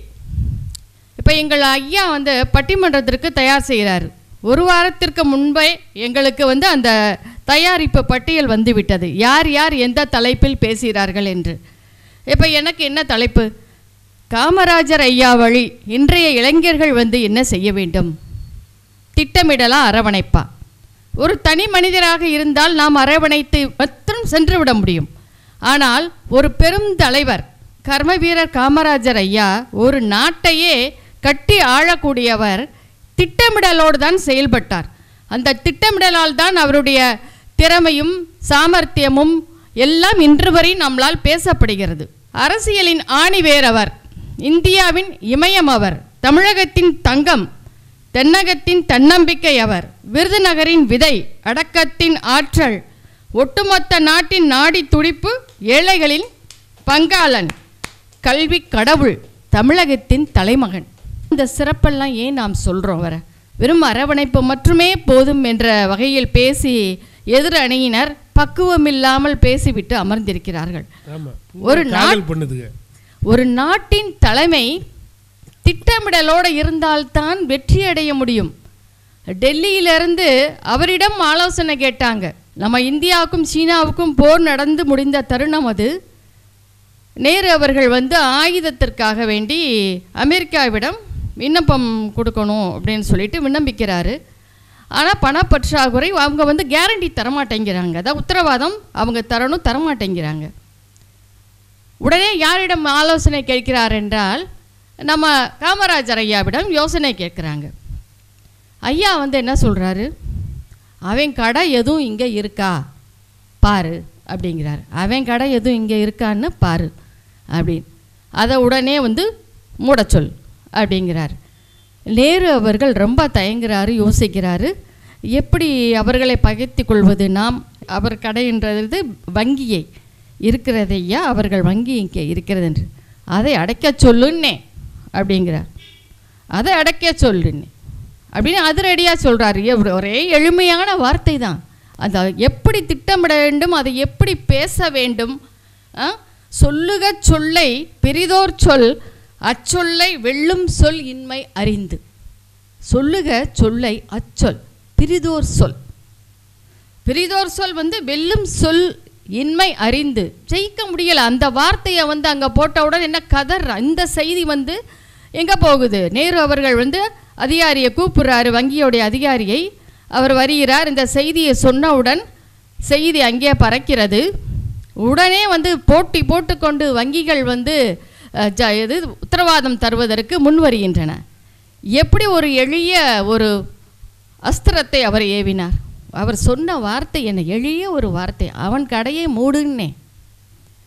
அப்படி ஒரு அருமையான ஒரு திட்டமிடல். இதெல்லாம் நாடி நரம்பு எல்லாமே வந்து திட்டமிடலோட மக்களுக்காகவே வாழ வேண்டும் என்ற ஒரு தலைவரால் தான் இந்த மாதிரி யோசிக்க முடியும். 24 மணி நேரம் என்ன, தூங்குறப்ப கூட அவருடைய சிந்தனை எல்லாமே இதுவாகத்தான் நிறைந்திருக்கிறது. இளைஞர்கள் வந்து இந்த பக்குவத்தை வளர்த்து கொள்ள வேண்டும். அவர் வழியில் நாம் என்ன செய்ய வேண்டும்? இளைஞர்கள் வந்து இன்று பேச்சு சாதுரியம் வேண்டும். வராங்க இந்த காலத்து இளைஞர்கள் என்ன பண்ணுறாங்கன்னா, அபரிதமான ஒரு வளம் நம் நாட்டில் என்னன்னா இளைஞர்களுடைய வளம். இந்தியா வந்து பல வளங்களை கொண்ட நாடு. அதில் இளைஞர்களுடைய வளம் வந்து பார்த்திங்கன்னா அபரிதமானது. அவர்கள் எப்படி இருக்கிறார்கள் என்ன, போய் கூட்டுக்குள்ளே முடங்கிடுறாங்க. ஒரு 4 பேர் வந்தால் வீட்டிற்கு உடனே கதவை சாத்தி கொண்டு உள்ளே முடங்கிடுறாங்க. அப்படி எப்படி ஒரு இளைஞர் இருக்க முடியும்? அவர்தான் வருங்கால தூண் இல்லையா? இந்த காமராஜர் ஐயா அவர்களிடமிருந்து பேச்சு சாதுரியம், தைரியம், திட்டமிடல். திட்டமிடல் என்றால் என்ன? மொதல் நேர்மறை எண்ணங்கள். திட்டமிடல் என்றால் எண்ணங்கள் வந்து நேர்மறையாக இருக்கணும். எந்த பிரச்சனை, எந்த சிக்கல் வந்தாலுமே ஐயாவிடம் இதுவரைக்கும் ஒரு எதிர்மறையான ஒரு பேச்சு வந்து வந்திருக்கு. இதை செய்யன்னே, அதை செய்யன்னே, என்ன ஆயிரப்போகுது இப்போ, என்ன எடுத்த உடனே ஒரு நேர்மறை எண்ணம் தான் அவர் வாயிலிருந்து வரும். இதை செய்ய, அதை செய், நம்மள்கிட்ட இல்லாததா, நம்ம நாட்டில் இல்லாத வளமா, நீ எதுக்கு அண்ணியன்ட்ட போகிறேன், நீ எதற்கு அதை வெளியில் போய் தேடுற அப்படின்ற அவ்வளோ ஒரு தன்னம்பிக்கையாக ஒரு திறனோடு அவர் இருந்தார் இல்லையா? அந்த திறமை, அந்த திட்டமிடல் வந்து ஐயாவிடம் என்று இன்றைய இளைஞர்கள் நிறைய கற்றுக்கொள்ள வேண்டும். தன்னம்பிக்கை. திட்டமிடலில் முக்கியமான இதை நேர மேலாண்மையாகவும் எடுத்துக்கலாம். நம்ம நேர மேலாண்மை இன்றைய இளைஞர்களுக்கு மிகவும் அவசியம். அப்போ காமராஜர் ஐயா அவர்களிடமிருந்து நாம் இதை எப்படி எடுத்துக்கொள்ள வேண்டும் என்றால், திட்டங்கள் தீட்டப்படும். அவருடைய வாழ்க்கையில் தினமுமே புதிய புதிய திட்டங்களுக்குத்தான், நலத்திட்டங்களுக்குத்தான் வழிவகுத்து கொண்டே இருந்தார். 24 மணி நேரம் சிந்தனையும் அதுதான் அவருக்கு. அவருடைய இந்த ஆலோசனை கூட்டங்கள் எல்லாம் குளிரூட்டப்பட்ட அரங்கங்கள்லாம் நடக்காது. பிரயாணம் போவாங்க இல்லையா, அதிகாரிகள் கூடயே போவாங்க.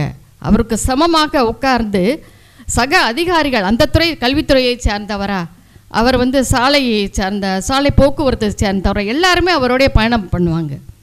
அதனால தான் நேரம் விரயமாகாது. அந்த நேரத்திலேயே திட்டங்கள் எல்லாம் தீட்டப்பட்டு விடும்.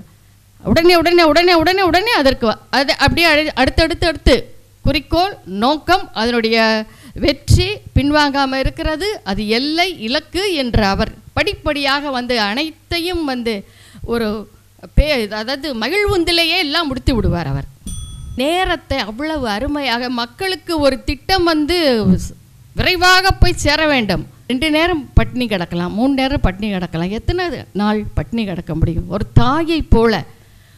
தாயை போல மக்களுக்காக அவர் திட்டமிடலோடு பயணம் செஞ்ச மிகப்பெரிய தலைவர்.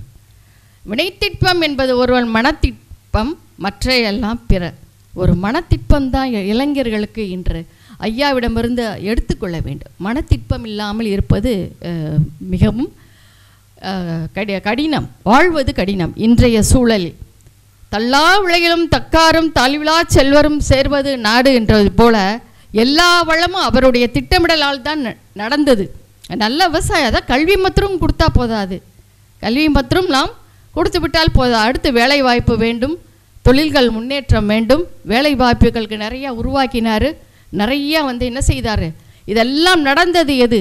திட்டமிடுதல், நேர மேலாண்மை, இவையால் தான். அது கவனச்சிதறல் இல்லை. கவனச்சிதறல் இல்லாமல் அவருடைய பயணம் போனதுனால அவருடைய அரசியல் பயணம் இவ்வளவு நன்மைகளை நாம் பெற்றுக்கொண்டு இன்று வாழ்ந்து கொண்டிருக்கிறோம். ஆகவே இன்றைய இளைஞர்கள் காமராஜர் ஐயாவிடமிருந்து இந்த சிறப்பான திட்டமிடல் கூறுபாடுகளை எடுத்துக்கொள்ளும்படி வாழ்த்துகிறேன். நன்றி, வணக்கம். ரொம்ப தெளிவாக ஸ்கெட்ச் போட்டு அடிச்சிருக்காங்க. என்ன வேணும்? டைம் மேனேஜ்மெண்ட், நல்ல அருமையான ஒரு விஷயம். நேர மேலாண்மை, ஒரு திட்டமிடுதலில் எது முக்கியமாக இருக்கணும் அப்படின்னா, காமராஜர் இதுக்கெல்லாம் ஒரு தேதி போட்டு அங்கிட்டலாம் பிரிச்செல்லாம் விட மாட்டாராம். பூரா பேரும் காருக்கு வா, உட்காரு, போகிற போக்கில் பேசிட்டு போவோம், ஒரு முடிவுக்கு வருவோம். இது உட்காந்து ரூம் போட்டு 4 தடவை காப்பியை குடிச்சிக்கிட்டு என்னத்துக்கு பொழப்ப கெடுத்துக்கிட்டு டிஏலாம் கொடுத்துக்கிட்டு தேவையே இல்லை.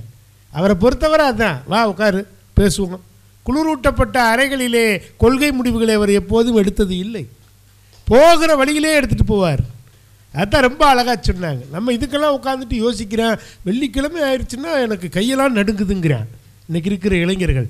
சனி ஞாயிறு அவுட்லெட் இல்லைங்கிறான். இவரெல்லாம் இவ்வளவு திட்டம் போட்டிருப்பாரு, இவரெல்லாம் அவுட்லெட் தேடி இருந்தால் என்ன ஆயிருக்கும் இந்த நாட்டில்? யோசித்து பார்க்க வேண்டும்.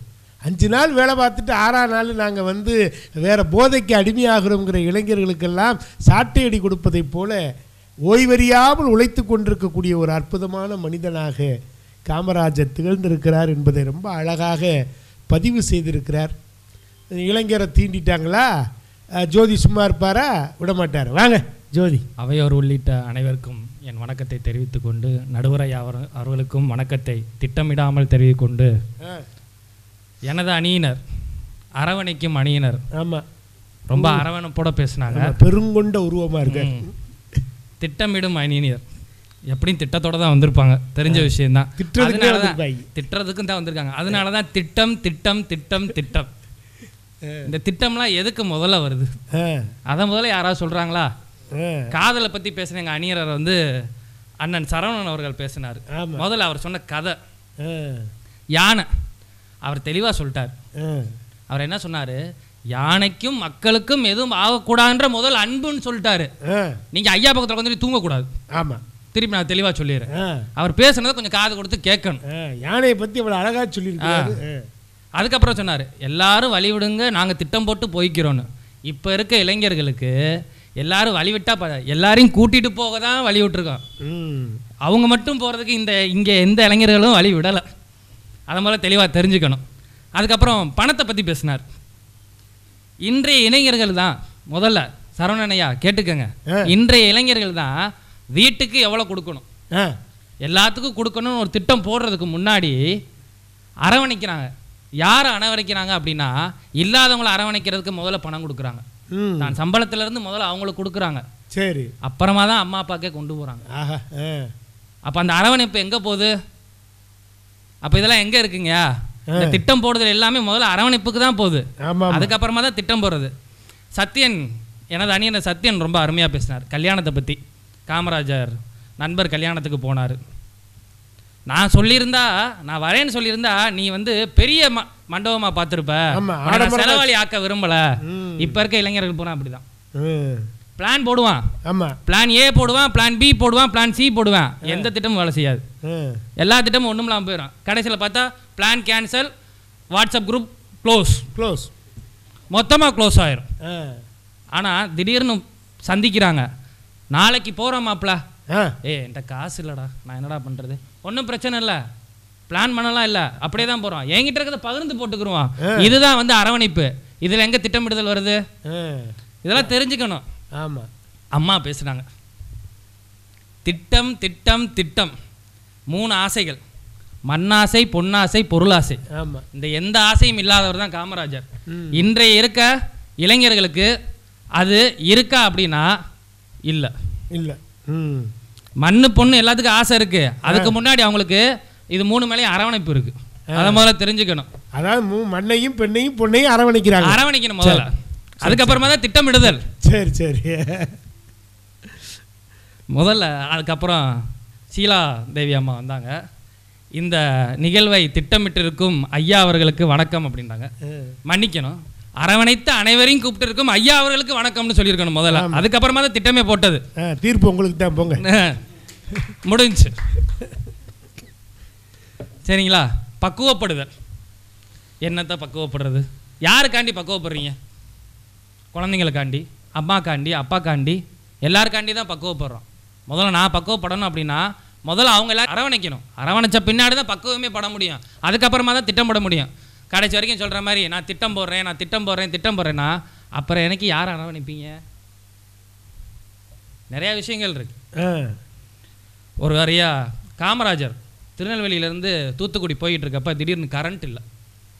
அங்கே இருக்க கிராமங்களில் எதுவுமே கரண்ட் இல்லை. நைட்டு திடீர்னு பயணம் பண்ணுறாரு, கரண்ட் இல்லை. என்னாச்சு இங்கே கரண்ட் இல்லை அப்படின்னு கேட்டதுக்கு இங்கே கரண்ட் வசதி கொடுக்க முடியல அப்படின்னு. நான் தான் எல்லா மாவட்டத்துக்கு கொடுக்க சொல்லிட்டேனே, இன்னும் ஏன் இங்கே வரல அப்படின்னு சொல்லி கேட்குறப்ப, இல்லைங்கய்யா அந்த போஸ்ட் கம்பம் வர்றதுக்கு வந்து வெளியே வடநாட்டில் இருக்குது, வரதுக்கு கொஞ்சம் நேரம் ஆகுது அப்படின்னா. இதுவே காமராஜர் திட்டமிட்டிருந்தாருன்னா அது எந்த வழியாக வரணும்னு தான் திட்டமிட்டிருப்பார். ஆனால் அவர் மக்கள் மேலே இருந்த அன்புனாலையும் அரவணைப்புனாலையும் எல்லார் வீட்லையும் சுற்றி முற்றி பார்த்துட்டு எல்லார் வீட்லையும் பனை மரம் இருக்கிறது, அந்த பனை மரத்தில் ஒன்றால் வந்து அந்த எலக்ட்ரிக்கல் கம்பி கொடுத்த முடியாது, கரண்ட் வர முடியுமா அப்படின்னு ஒரு இன்ஜினியர் கூப்பிட்டுக்கன்னா அது என்னால் முடியுங்கயா அப்படின்னு சொன்னார். பார்த்தீங்களா? இதுதான் அரவணைப்பு. இதை முதல்ல நம்ம தெரிஞ்சுக்கணும். இளைஞர் வழி வந்து காமராஜர் வழி நடக்கணும். திட்டமிடுதல் 2வது தான். இவர் எல்லா திட்டமும் போடுறாரு, அதுக்கு முன்னாடி எல்லாரையும் கூப்பிட்டு வச்சு அரவணைக்கிறது. காமராஜர் ஐயா வரும்போது ஒரு பையன் வந்து ஒரு 12 அடிக்கு மேலே நின்று ஏதோ கட்டிக்கிட்டு இருக்கான்.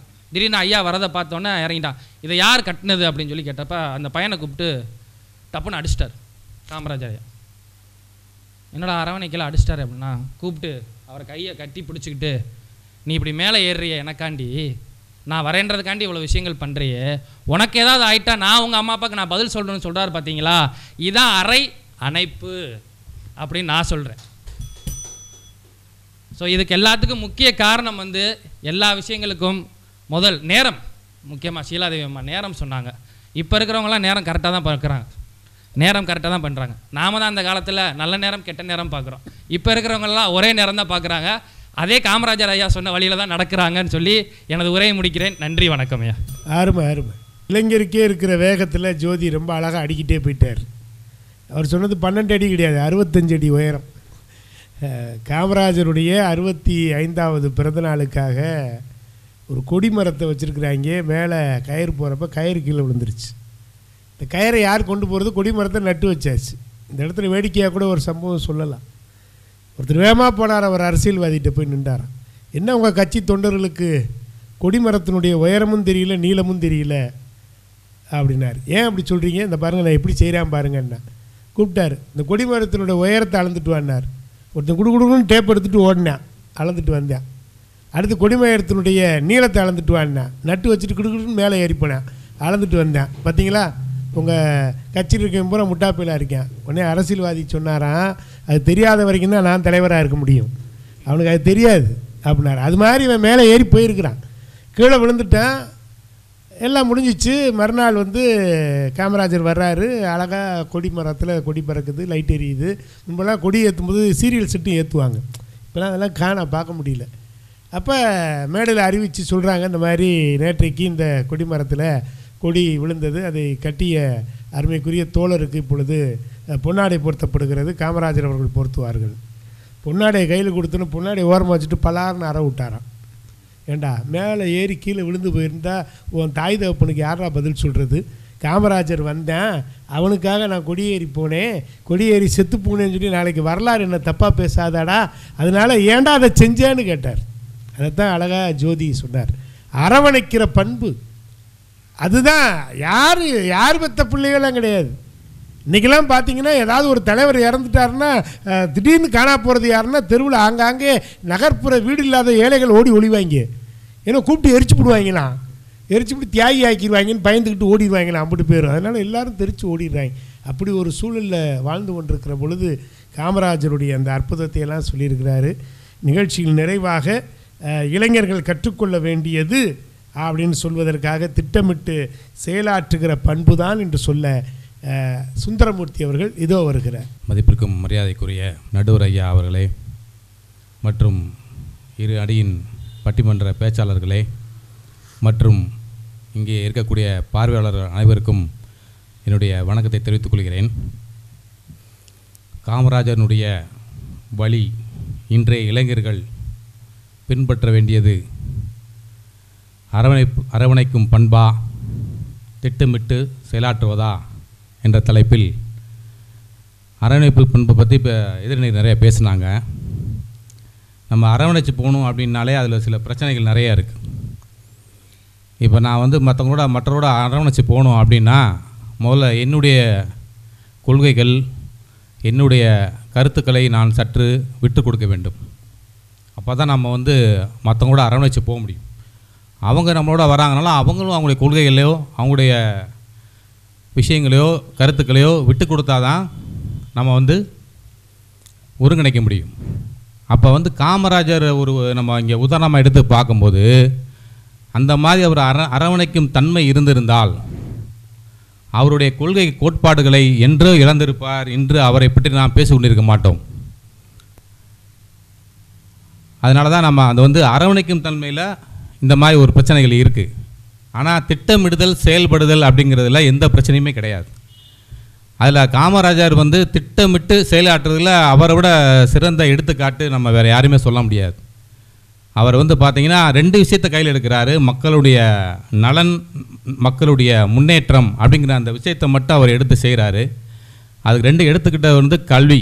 ஒன்று வந்து கல்வி, மற்றொன்று பொருளாதாரம். அவர் வந்து ஒரு பொருளாதார ரீதியாக ஒரு அறிவுடைய ஒரு சமுதாயத்திலேருந்து வந்தவர். அதனால தான் அவரை வந்து எல்லாத்தையும் கணக்கு பார்த்து செலவழித்து அதை அதிகபட்சமாக பயன்படுத்த முடிஞ்சிச்சு. அதனால் அவருடைய அந்த சிறப்பான விஷயமே வந்து பார்த்திங்கன்னா இப்போ கல்வியை ஏன் கையில் எடுத்தார் அப்படின்னு பார்த்திங்கன்னா அடுத்த தலைமுறை நல்லா முன்னுக்கு வரணும்னா அதுக்கு கல்விங்கிறது ஒரு அடித்தளம் கண்டிப்பாக வேணுன்றதை அவர் முதல்ல உணர்ந்தார். அதை மக்களுக்கு கொண்டு போகிறதுல நிறைய தடைகள் இருந்தது. முக்கியமாக வந்து அன்றைக்கி இருந்த காலகட்டங்கள் வந்து பார்த்திங்கன்னா பசியும் பட்டினமாக இருந்த காலங்கள். வேலை வாய்ப்பு கிடையாது, கையில் யார்ட்டையும் காசு இருக்காது, சாப்பாட்டுக்கே பெரிய சிரமமான ஒரு காலகட்டத்தில் தன்னுடைய குழந்தைகளை வந்து வச்சு அவங்க வேலை செய்து குடும்ப தொழிலாக, அன்றைக்கி எல்லாம் குடும்ப தொழிலாக இருந்தனால பார்த்திங்கன்னா பிள்ளைங்களும் சேர்ந்து வேலை பார்த்துட்டு இருந்தாங்க. அது இன்றைக்கும் சட்டத்தில் அனுமதிக்கக்கூடிய குடும்ப தொழிலாக இருந்தால் தன்னுடைய குழந்தைகளை வைத்து வேலை வாங்கலாம். குழந்தை தொழிலாளர்னு சொல்ல முடியாது. அவங்கள வீட்டில் வந்து நம்ம குடும்ப தொழிலில் வந்து வச்சு வேலை வாங்கினோம்னா வந்து குழந்தை தொழிலாளரில் வராது. அந்த மாதிரி இருந்த காலகட்டத்தில் அந்த கல்வி நேரத்தை அவர் வந்து குறைத்து படிக்கவும் செய்யணும், அவங்க அந்த குடும்பத்துக்கும் உதவியாக பொருளாதார ரீதியாக உதவியாக இருக்கணுன்றதையும் அவர் கருத்தில் கொண்டு பள்ளி நேரத்தை குறைத்து அந்த இதுவும் செஞ்சுருக்காரு. மாலை நேர கல்வியும் அவர் ஏற்பாடு பண்ணியிருக்கிறார். ஏன்னா பகலில் சில பேர் நிறைய பேர் வேலையில் இருப்பாங்க, படிக்க வர முடியாதுன்றக்காண்டி அவங்களும் அதுலேருந்து அந்த கல்வியை பயனடையணும்னு சொல்லி மாலை நேர கல்வி, மதிய உணவு திட்டம் எல்லாருக்குமே தெரியும். அது வந்து சும்மா சாதாரணமாக மதிய உணவு திட்டம் இன்றைக்கி இருக்குமா அது கிடையாது. மிக சிறப்பான ஒரு உணவை அவங்க கொடுத்தாங்க. ஏன்னா அவங்க சாப்பாடு இன்றைக்குமே ஒரு நிகழ்ச்சி நம்ம நடத்துகிறோம் அப்படின்னோம்னா அங்கே வந்து உணவு, இரவு உணவு உண்டு, உணவு ஏற்பாடு செய்யப்பட்டுள்ளா தான் கூட்டமே வரும். இன்றைக்கி நிலைமையை இன்றைக்கி இவ்வளோ தூரம் வளர்ந்துட்டோம், இவ்வளோ தூரம் பொருளாதாரம் வளர்ந்துடுச்சு, நிறையா படிச்சிட்டோம், கல்வி வந்தால் கூட அந்த உணவுன்ற விஷயம் இன்றைக்கி ஒரு மிகப்பெரிய விஷயமாக தான் இருக்குது. அப்போ அன்ற காலகட்டத்தில் அந்த உணவு வந்து எவ்வளோ பெரிய விஷயமாக இருந்திருக்குன்னு பாருங்கள். அப்போ அதைத்தான் அவர் வந்து என்ன செய்கிறார், மக்களுடைய தேவை என்ன, என்ன பிரச்சனை என்ன அப்படிங்கிறத அவர் வந்து பார்த்திங்கன்னா அலசி ஆராய்ஞ்சு அதுக்கு எப்படி அந்த பிரச்சனையை எப்படி தவிர்க்கிறது, அதை நீக்கிறதுங்கிறத திட்டமிட்டு செயல்படுறார். இன்றைக்கு இளைஞர்கள் வந்து பார்த்திங்கன்னா இன்றைக்கி என்ன மனநிலையில் இருக்கிறாங்க அப்படின்னு பார்த்தீங்கன்னா, அவங்க எதுவுமே செய்ய தயாராக இல்லை. அவங்க வந்து சும்மா இருப்பதே சுகம் அப்படிங்கிற ஒரு நிலையில் தான் இன்றைக்கி இருக்கிறாங்க. எந்த செயலையுமே அவங்க வந்து செய்யணுமா அப்படின்ற யோசனையில் மட்டுமே தான் இருக்காங்களே ஒழிய அந்த செயல்பாட்டுக்கு வரக்கூடிய தன்மை வந்து இப்போ ரொம்பவே குறைஞ்சிருக்கு. ஏன்னு பார்த்தீங்கன்னா, அன்னைக்கு வந்து நமக்கு போராட்ட காலம், நம்ம போராடி ஜெயித்தோம் ஒரு தலைமுறை. அதுக்கப்புறம் ஒரு தலைமுறை நிறையா சம்பாரிச்சிருச்சு, வசதிகள் பெருகிருச்சு. இன்றைக்கி இருக்க சந்ததிக்கு வந்து பார்த்திங்கன்னா அவங்களுக்கு பசி இல்லை, உணவு அதிகமாக கிடைக்கிது, ஆர்டர் பண்ணால் வீட்டுக்கு வருது, உணவு அதிகமாக சாப்பிட்டுட்டு நம்ம இருக்கிறோம். எல்லாமே இன்றைக்கி ஈஸியாக நமக்கு கிடைக்கிது. ஏன்னா எல்லாமே நம்முடைய பெற்றோர்கள் நம்முடைய தாத்தாக்கள் வந்து அவங்க வந்து சேர்த்து வச்சுட்டு போயிட்டாங்க. அதனால் வந்து என்ன ஆயிடுச்சு, நமக்கு வந்து பசி இல்லை. பசி இல்லைன்றப்போ நம்ம அந்த திட்டமிடலோ செயல்படுறதோ வந்து ரொம்ப இப்போ குறைந்திருது. அதனால் காமராஜர் வந்து இந்த விஷயத்தில் தான் அவர் சிறந்த ஒரு முன்னுதாரணமாக இருக்கிறார். இதை நாம் வந்து அனைவரும் இளைஞர்கள் தெரிந்து கொள்ள வேண்டும் என்று கேட்டுக்கொள்கிறேன். அதே மாதிரி பார்த்தீங்கன்னா என்னுடைய தாய் தந்தனுடைய கல்யாணத்துக்கு வந்து காமராஜர் வந்திருந்தார். எங்கள் தாத்தா வந்து காங்கிரஸில் இருந்தார், அப்போ கவுன்சிலராக இருந்தார் மதுரையில். அவர் அப்போ வந்து காமராஜர் வந்து முதலமைச்சராக இருந்தார். அவர் வரமாட்டார், வர முடியாதுன்னு சொல்லிட்டு தபாலில் தான் பத்திரிக்கை அனுப்பினார். அவருக்கு செய்தி தெரிஞ்சுக்கிறட்டுன்றக்காண்டி பத்திரிக்கையை மட்டும் அவருக்கு அனுப்பிச்சி வச்சுருந்தார். ஆனால் அவர் வந்து எங்கள் அப்பாவோட கல்யாணத்தில் வந்து தலைமையேற்று நடத்தி கொடுத்தார். அதனால் அவர் வந்து அந்த மாதிரி ஒரு தலைவர்.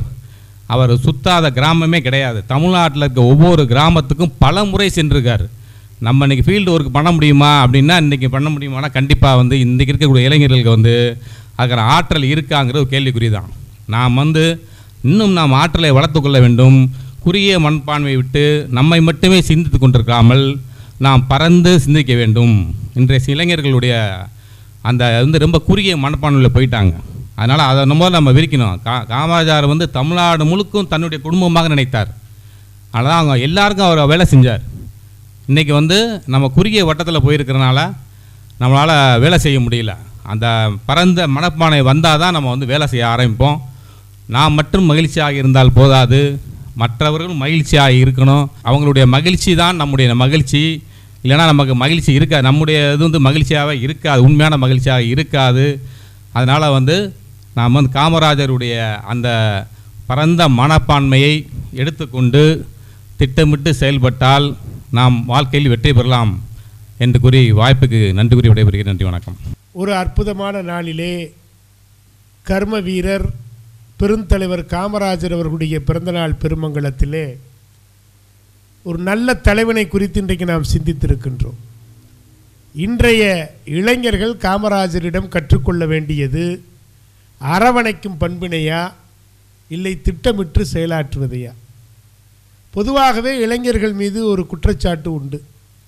அவர்கள் எதையும் சரியாக செய்வதில்லை, எதற்கெடுத்தாலும் சோம்பேறித்தனத்தின் உச்சத்தில் இருக்கிறார்கள், எப்பொழுது பார்த்தாலும் எதையாவது ஒன்றை சிந்தித்து கொண்டே இருக்கிறார்கள்.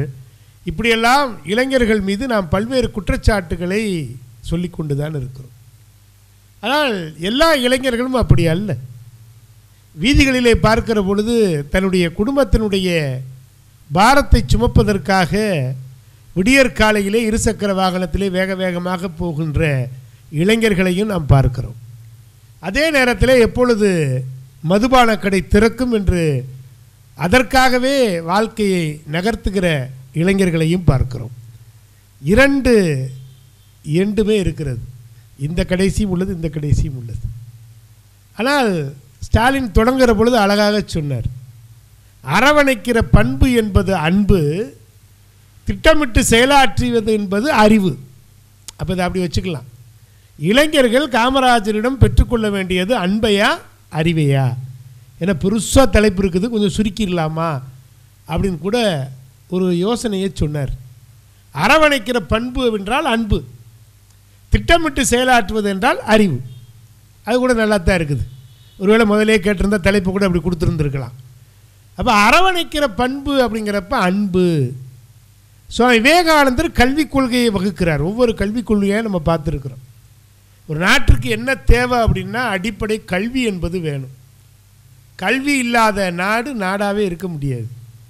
அப்படி தான் நாடாகொன்றா காடாகொன்றா அவளாகொன்றா மிசையாகொண்டான்னா. அப்போ நாடுனா கல்வி இருக்கணும் கண்டிப்பாக. அந்த நாட்டில் கல்வி இருக்கணும். தேடு கல்வி இல்லாத ஒரு ஊரை தீக்கிரையாக்குவோம்னு சொன்னான். அப்போ கல்வி ரொம்ப முக்கியமான ஒன்று. அப்போ கல்விக்கு ஒரு தொண்டு செய்யணும் அப்படின்னா அதுக்கு ஒரு தலைமகன் வேணும். பள்ளிக்கூடத்தெல்லாம் மூடணும்னு சொன்ன பொழுது பள்ளிக்கூடத்தை திறக்கிறேன்னு ஒருத்தர் நிற்கிறார். அப்போ அறிவு சார்ந்த விஷயம் 3 விஷயத்தை சுவாமி விவேகானந்தர் சொல்லுகிறார். ஹெட் டு திங்க் என்று சொல்லுகிறார். Head to think. கல்வி என்பது தலை சாய்ந்த ஆய்வுக்குட்படுத்தி சிந்தனை செய்யக்கூடிய ஒன்று. 2வது ஹெட்ஸ் டு சர்வ் என்று சொன்னார். அடுத்ததாக அது சமூகத்திற்கு தொண்டாற்ற வேண்டும். 3வதாக ஹார்ட் டு ஃபீல் குட் என்று சொன்னார். அது கல்வி என்பது அன்பை விதைப்பதாக இருக்க வேண்டும் என்று சொன்னார். அப்போ ஒரு கல்விக்கான 3 கோட்பாடுகளை சுவாமி விவேகானந்தர் தருகிறார். அது எப்படி இருக்கணும் என்று சொன்னால், நன்றாக சிந்திக்க வேண்டும், சிந்தித்து சமூகத்திற்கு செயல்பட வேண்டும், அதே நேரத்தில் அன்பு சார்ந்த உள்ளத்தை தருவதாக இருக்க வேண்டும். அப்போ அரவணைக்கிற பண்புக்குள்ளே இது எல்லாத்தையும் கல்வியை கொண்டு வந்தாச்சு.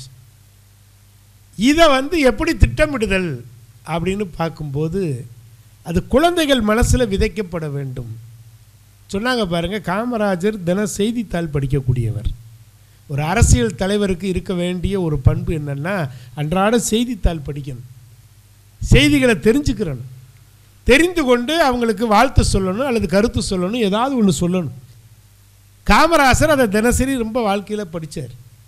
அந்த கருத்துக்களை எடுத்தார். ஒரு சின்ன கருத்துக்கு கூட முக்கியத்துவம் கொடுக்கணும். அதுதான் அழகாக சொன்னாங்க. நேற்று சுந்தரவடிவேலு போய் சொன்ன அந்த செய்தியை எடுத்துக்கிட்டு அதிலிருந்து எல்லாரும் ஒவ்வொரு விதமாக சொல்லுவாங்க. ஆனால் இதுக்கெல்லாம் முன்னோடியாக மதுரையில் சௌராஷ்டிரா பள்ளியில் காலை உணவு மதிய உணவுலாம் கொடுக்க ஆரம்பிச்சிட்டாங்க. அதற்கு பிறகு தான் காமராஜர் ஆட்சி காலத்தில் தமிழகத்தில் விரிவுபடுத்தப்படுகிறது. அதனால் அதுக்கு முன்னாலேயே அரவணைக்கிற பண்பை சௌராஷ்டிர பெருமக்கள் மதுரையில் நடத்தி காட்டிட்டாங்க. பிள்ளைங்க பசியோடு வர்றாங்களே அப்படின்னு சொல்லி இன்றைக்கி அது விரிவாக்கம் பெற்று தமிழக முதல்வர் அவர்கள் காலை உணவு இன்றைக்கி கொடுக்க ஆரம்பித்தாச்சு. பிள்ளைங்க முகத்தில் எவ்வளோ மறுமலர்ச்சிங்கிறீங்க. சோர்ந்து போய் வர பிள்ளைங்க காலையில் அதை சாப்பிடும்போது அடே அப்பா, எனக்கெல்லாம் அவ்வளோ பார்க்குறதுக்கே மகிழ்ச்சியாக இருக்கும். கேசரி என்ன, அப்படியே கோதுமை ரவை உப்புமா என்ன, கிச்சடி என்ன, அடே அப்பா, குழந்தைங்க சந்தோஷமாக சாப்பிட்டாங்க. உட்காந்து சாப்பிட்ற அந்த அழகை பார்க்குறப்ப மகிழ்ச்சியாக இருக்குது. இது அன்றைக்கே திட்டம் போட்டார், அதை திட்டமிட்டு செயலாற்றினார். எதனால்? பசி என்கிற அந்த கொடுமை. வள்ளல் வழியில், வள்ளல் பெருமாள் வழியில் பசித்தவனுக்கு சோறு போடு, அப்புறம் படிப்பை சொல்லிக் கொடு, அதை கையில் எடுத்திருக்கிறார். அப்போ அன்பு வழியில் அந்த திட்டத்தை செயல்படுத்த வேண்டும்னு நினச்சார். அப்போ அன்பு என்கிற அந்த ஆயுதத்தை கையில் எடுக்கிறார். இன்றைக்கி இளைஞர்கள் காலையில் சாப்பிட்றதே கிடையாது. ஒரு பக்கம் கேட்டால் நாங்கள் வேலைக்கு போகிறோம், அது பண்ணுறோம், இது பண்ணுறோம், அப்படி பண்ணுறோம், இப்படி பண்ணுறோம், என்னத்தையும் ஜூஸ் குடிச்சிக்கிறோம் அப்படிங்கிறாங்க. சாப்பிட்றதில்ல. அப்புறம் எப்படி வலிமை வரும் உடம்புல? சாப்பாடு வேணும். காலையில் சாப்பிடணும், உணவு சாப்பிடணும், சாப்பிட்டுட்டு தான் செயல்படணும், மூளைக்கு வேலை கொடுக்கணும். மூளை அதிக நேரம் இரவு தூங்குறதில்ல. விளைவு என்ன ஆகுது? கொட்டாவியாக விட்டுக்கிட்டு இருக்கு. நுரையீரலுக்கு காற்று போலேன்னா கொட்டாவி வரத்தான் செய்யும். அந்த ஒரு டயர்ட்னஸ், ஒரு அழுத்தம். அப்போ என்ன சொன்னாலும் எரிச்சல். ஆனால் அன்றைக்கு காமராஜர் எவ்வளவு எரிச்சலையும் தாங்குறாருல, எவ்வளோ பிரச்சனைகள் வந்தாலும் தாங்கினார் இல்லையா? அவ்வளவுக்கு என்ன பண்ணார் பெருசாக? அவர் என்ன சாப்பிட்டாருங்கிறீங்க? ரேஷன் அரிசி தான் சாப்பிட்டார், புழுத்தல்லுன்னு அரிசியைத்தான் சாப்பிட்டார். கடைசி இறக்குற தருவாயில் தான் பொடி அரிசி சாப்பிட்ருக்கிறார். அது வரைக்கும் அதுதான் சாப்பிட்ருக்கிறார். பீங்கான் தட்டில் தான் சாப்பிட்ருக்கிறார். அவர் நினச்சிருந்தா வெள்ளி தட்டில் சாப்பிட்ருக்கலாம், தங்கத்தட்டில் சாப்பிட்ருக்கலாம், வைரம் பதிச்ச கல் வச்சு மோதிரம் போட்டிருக்கலாம். எளிமை, சாதாரண. அவர் அசைவ உணவே சாப்பிட மாட்டார். அதிகபட்சம் அசைவம் சாப்பிட்லான்னு ஒரு நாள் முடிவு எடுத்தாராம். இன்றைக்கி நம்ம வீட்டில் அசைவம் அப்படின்னாங்களா? என்ன நாங்களாம்? ஒரே ஒரு முட்டை வாங்கிட்டு வாங்கினாராம். முட்டை தான் அவர் அசைவம் அதிகமாக. அவர் சாப்பிட்ட அசைவ உணவு முட்டை தான். இன்றைக்கி தெரிக்கிறானே, விங்ஸ் இருக்குதாங்கிறான். விங்ஸ் இருக்குதா, ஃபெதர்ஸ் இருக்குதா, இல்லைன்னா சாப்பிடணும்னா என்ன, ஒரு கோக் சாப்பிடணும், ஒரு சிக்கன் அடிக்கணும். அதெல்லாம் சாப்பிடலையா ஒரு மனுஷன் அதெல்லாம் சாப்பிடாமல் எப்படி வாழ முடிந்தது?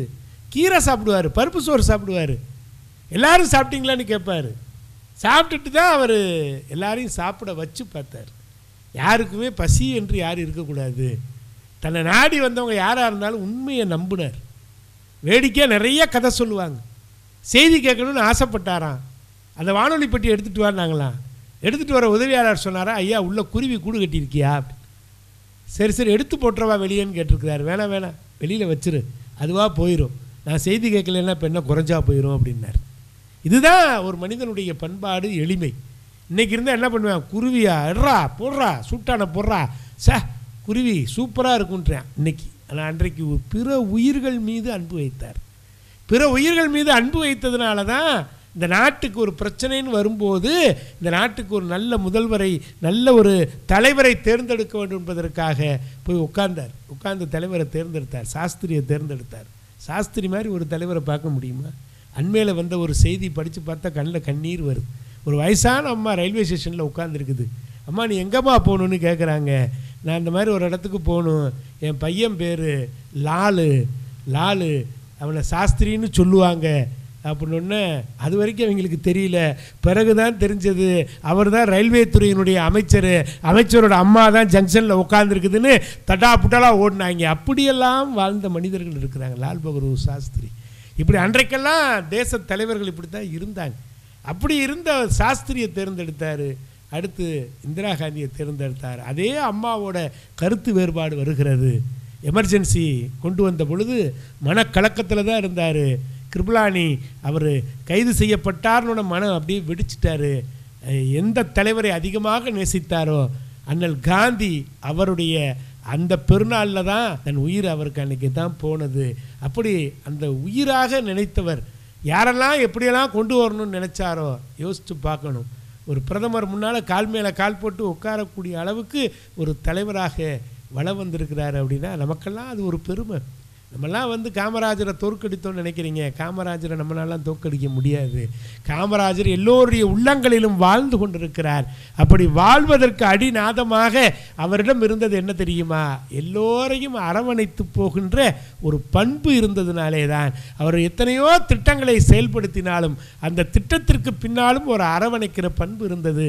எதிர்கால தமிழகம் யாரிடத்திலும் கையேந்தக்கூடாது என்கிற ஒரு பச்சை தமிழனாக இருந்து இந்த தமிழகத்தின் வளர்ச்சி வித்தாக பல்வேறு நலத்திட்டங்கள் இன்றைக்கி தென் மாவட்டங்களில் பார்க்குறோம். நம்ம யோசித்து பாருங்கள். பென்னி குயிக் அவர் கொண்டு வந்த அந்த முல்லை பெரியாறு திட்டம், அதுக்கப்புறம் அந்த வைகை அணை என்கிற ஒரு அணையை கட்டினதுனால இன்றைக்கி நம்ம நீர்பிடிப்பு இன்றைக்கி இந்த பக்கம் பூரா பாசன வசதி பெற்றிருக்கிறோம். அப்படின்னா தாய் உள்ளத்தோடு எந்த பயிரும் கருகக்கூடாது. வள்ளலாருக்கு பிறகு, என்னை பொறுத்தவரை வள்ளலாருக்கு பிறகு பயிர் வாடியதற்காக உயிர் வாடிய ஒரே தலைவராக கர்ம வீரர் காமராஜர் திகழ்வதனாலே காமராஜரிடம் இளைஞர்கள் கற்றுக்கொள்ள வேண்டியது அரவணைக்கும் பண்புதான் என்று சொல்லி இந்த அளவிலே நிறைவு செய்கிறோம். நன்றி, வணக்கம்.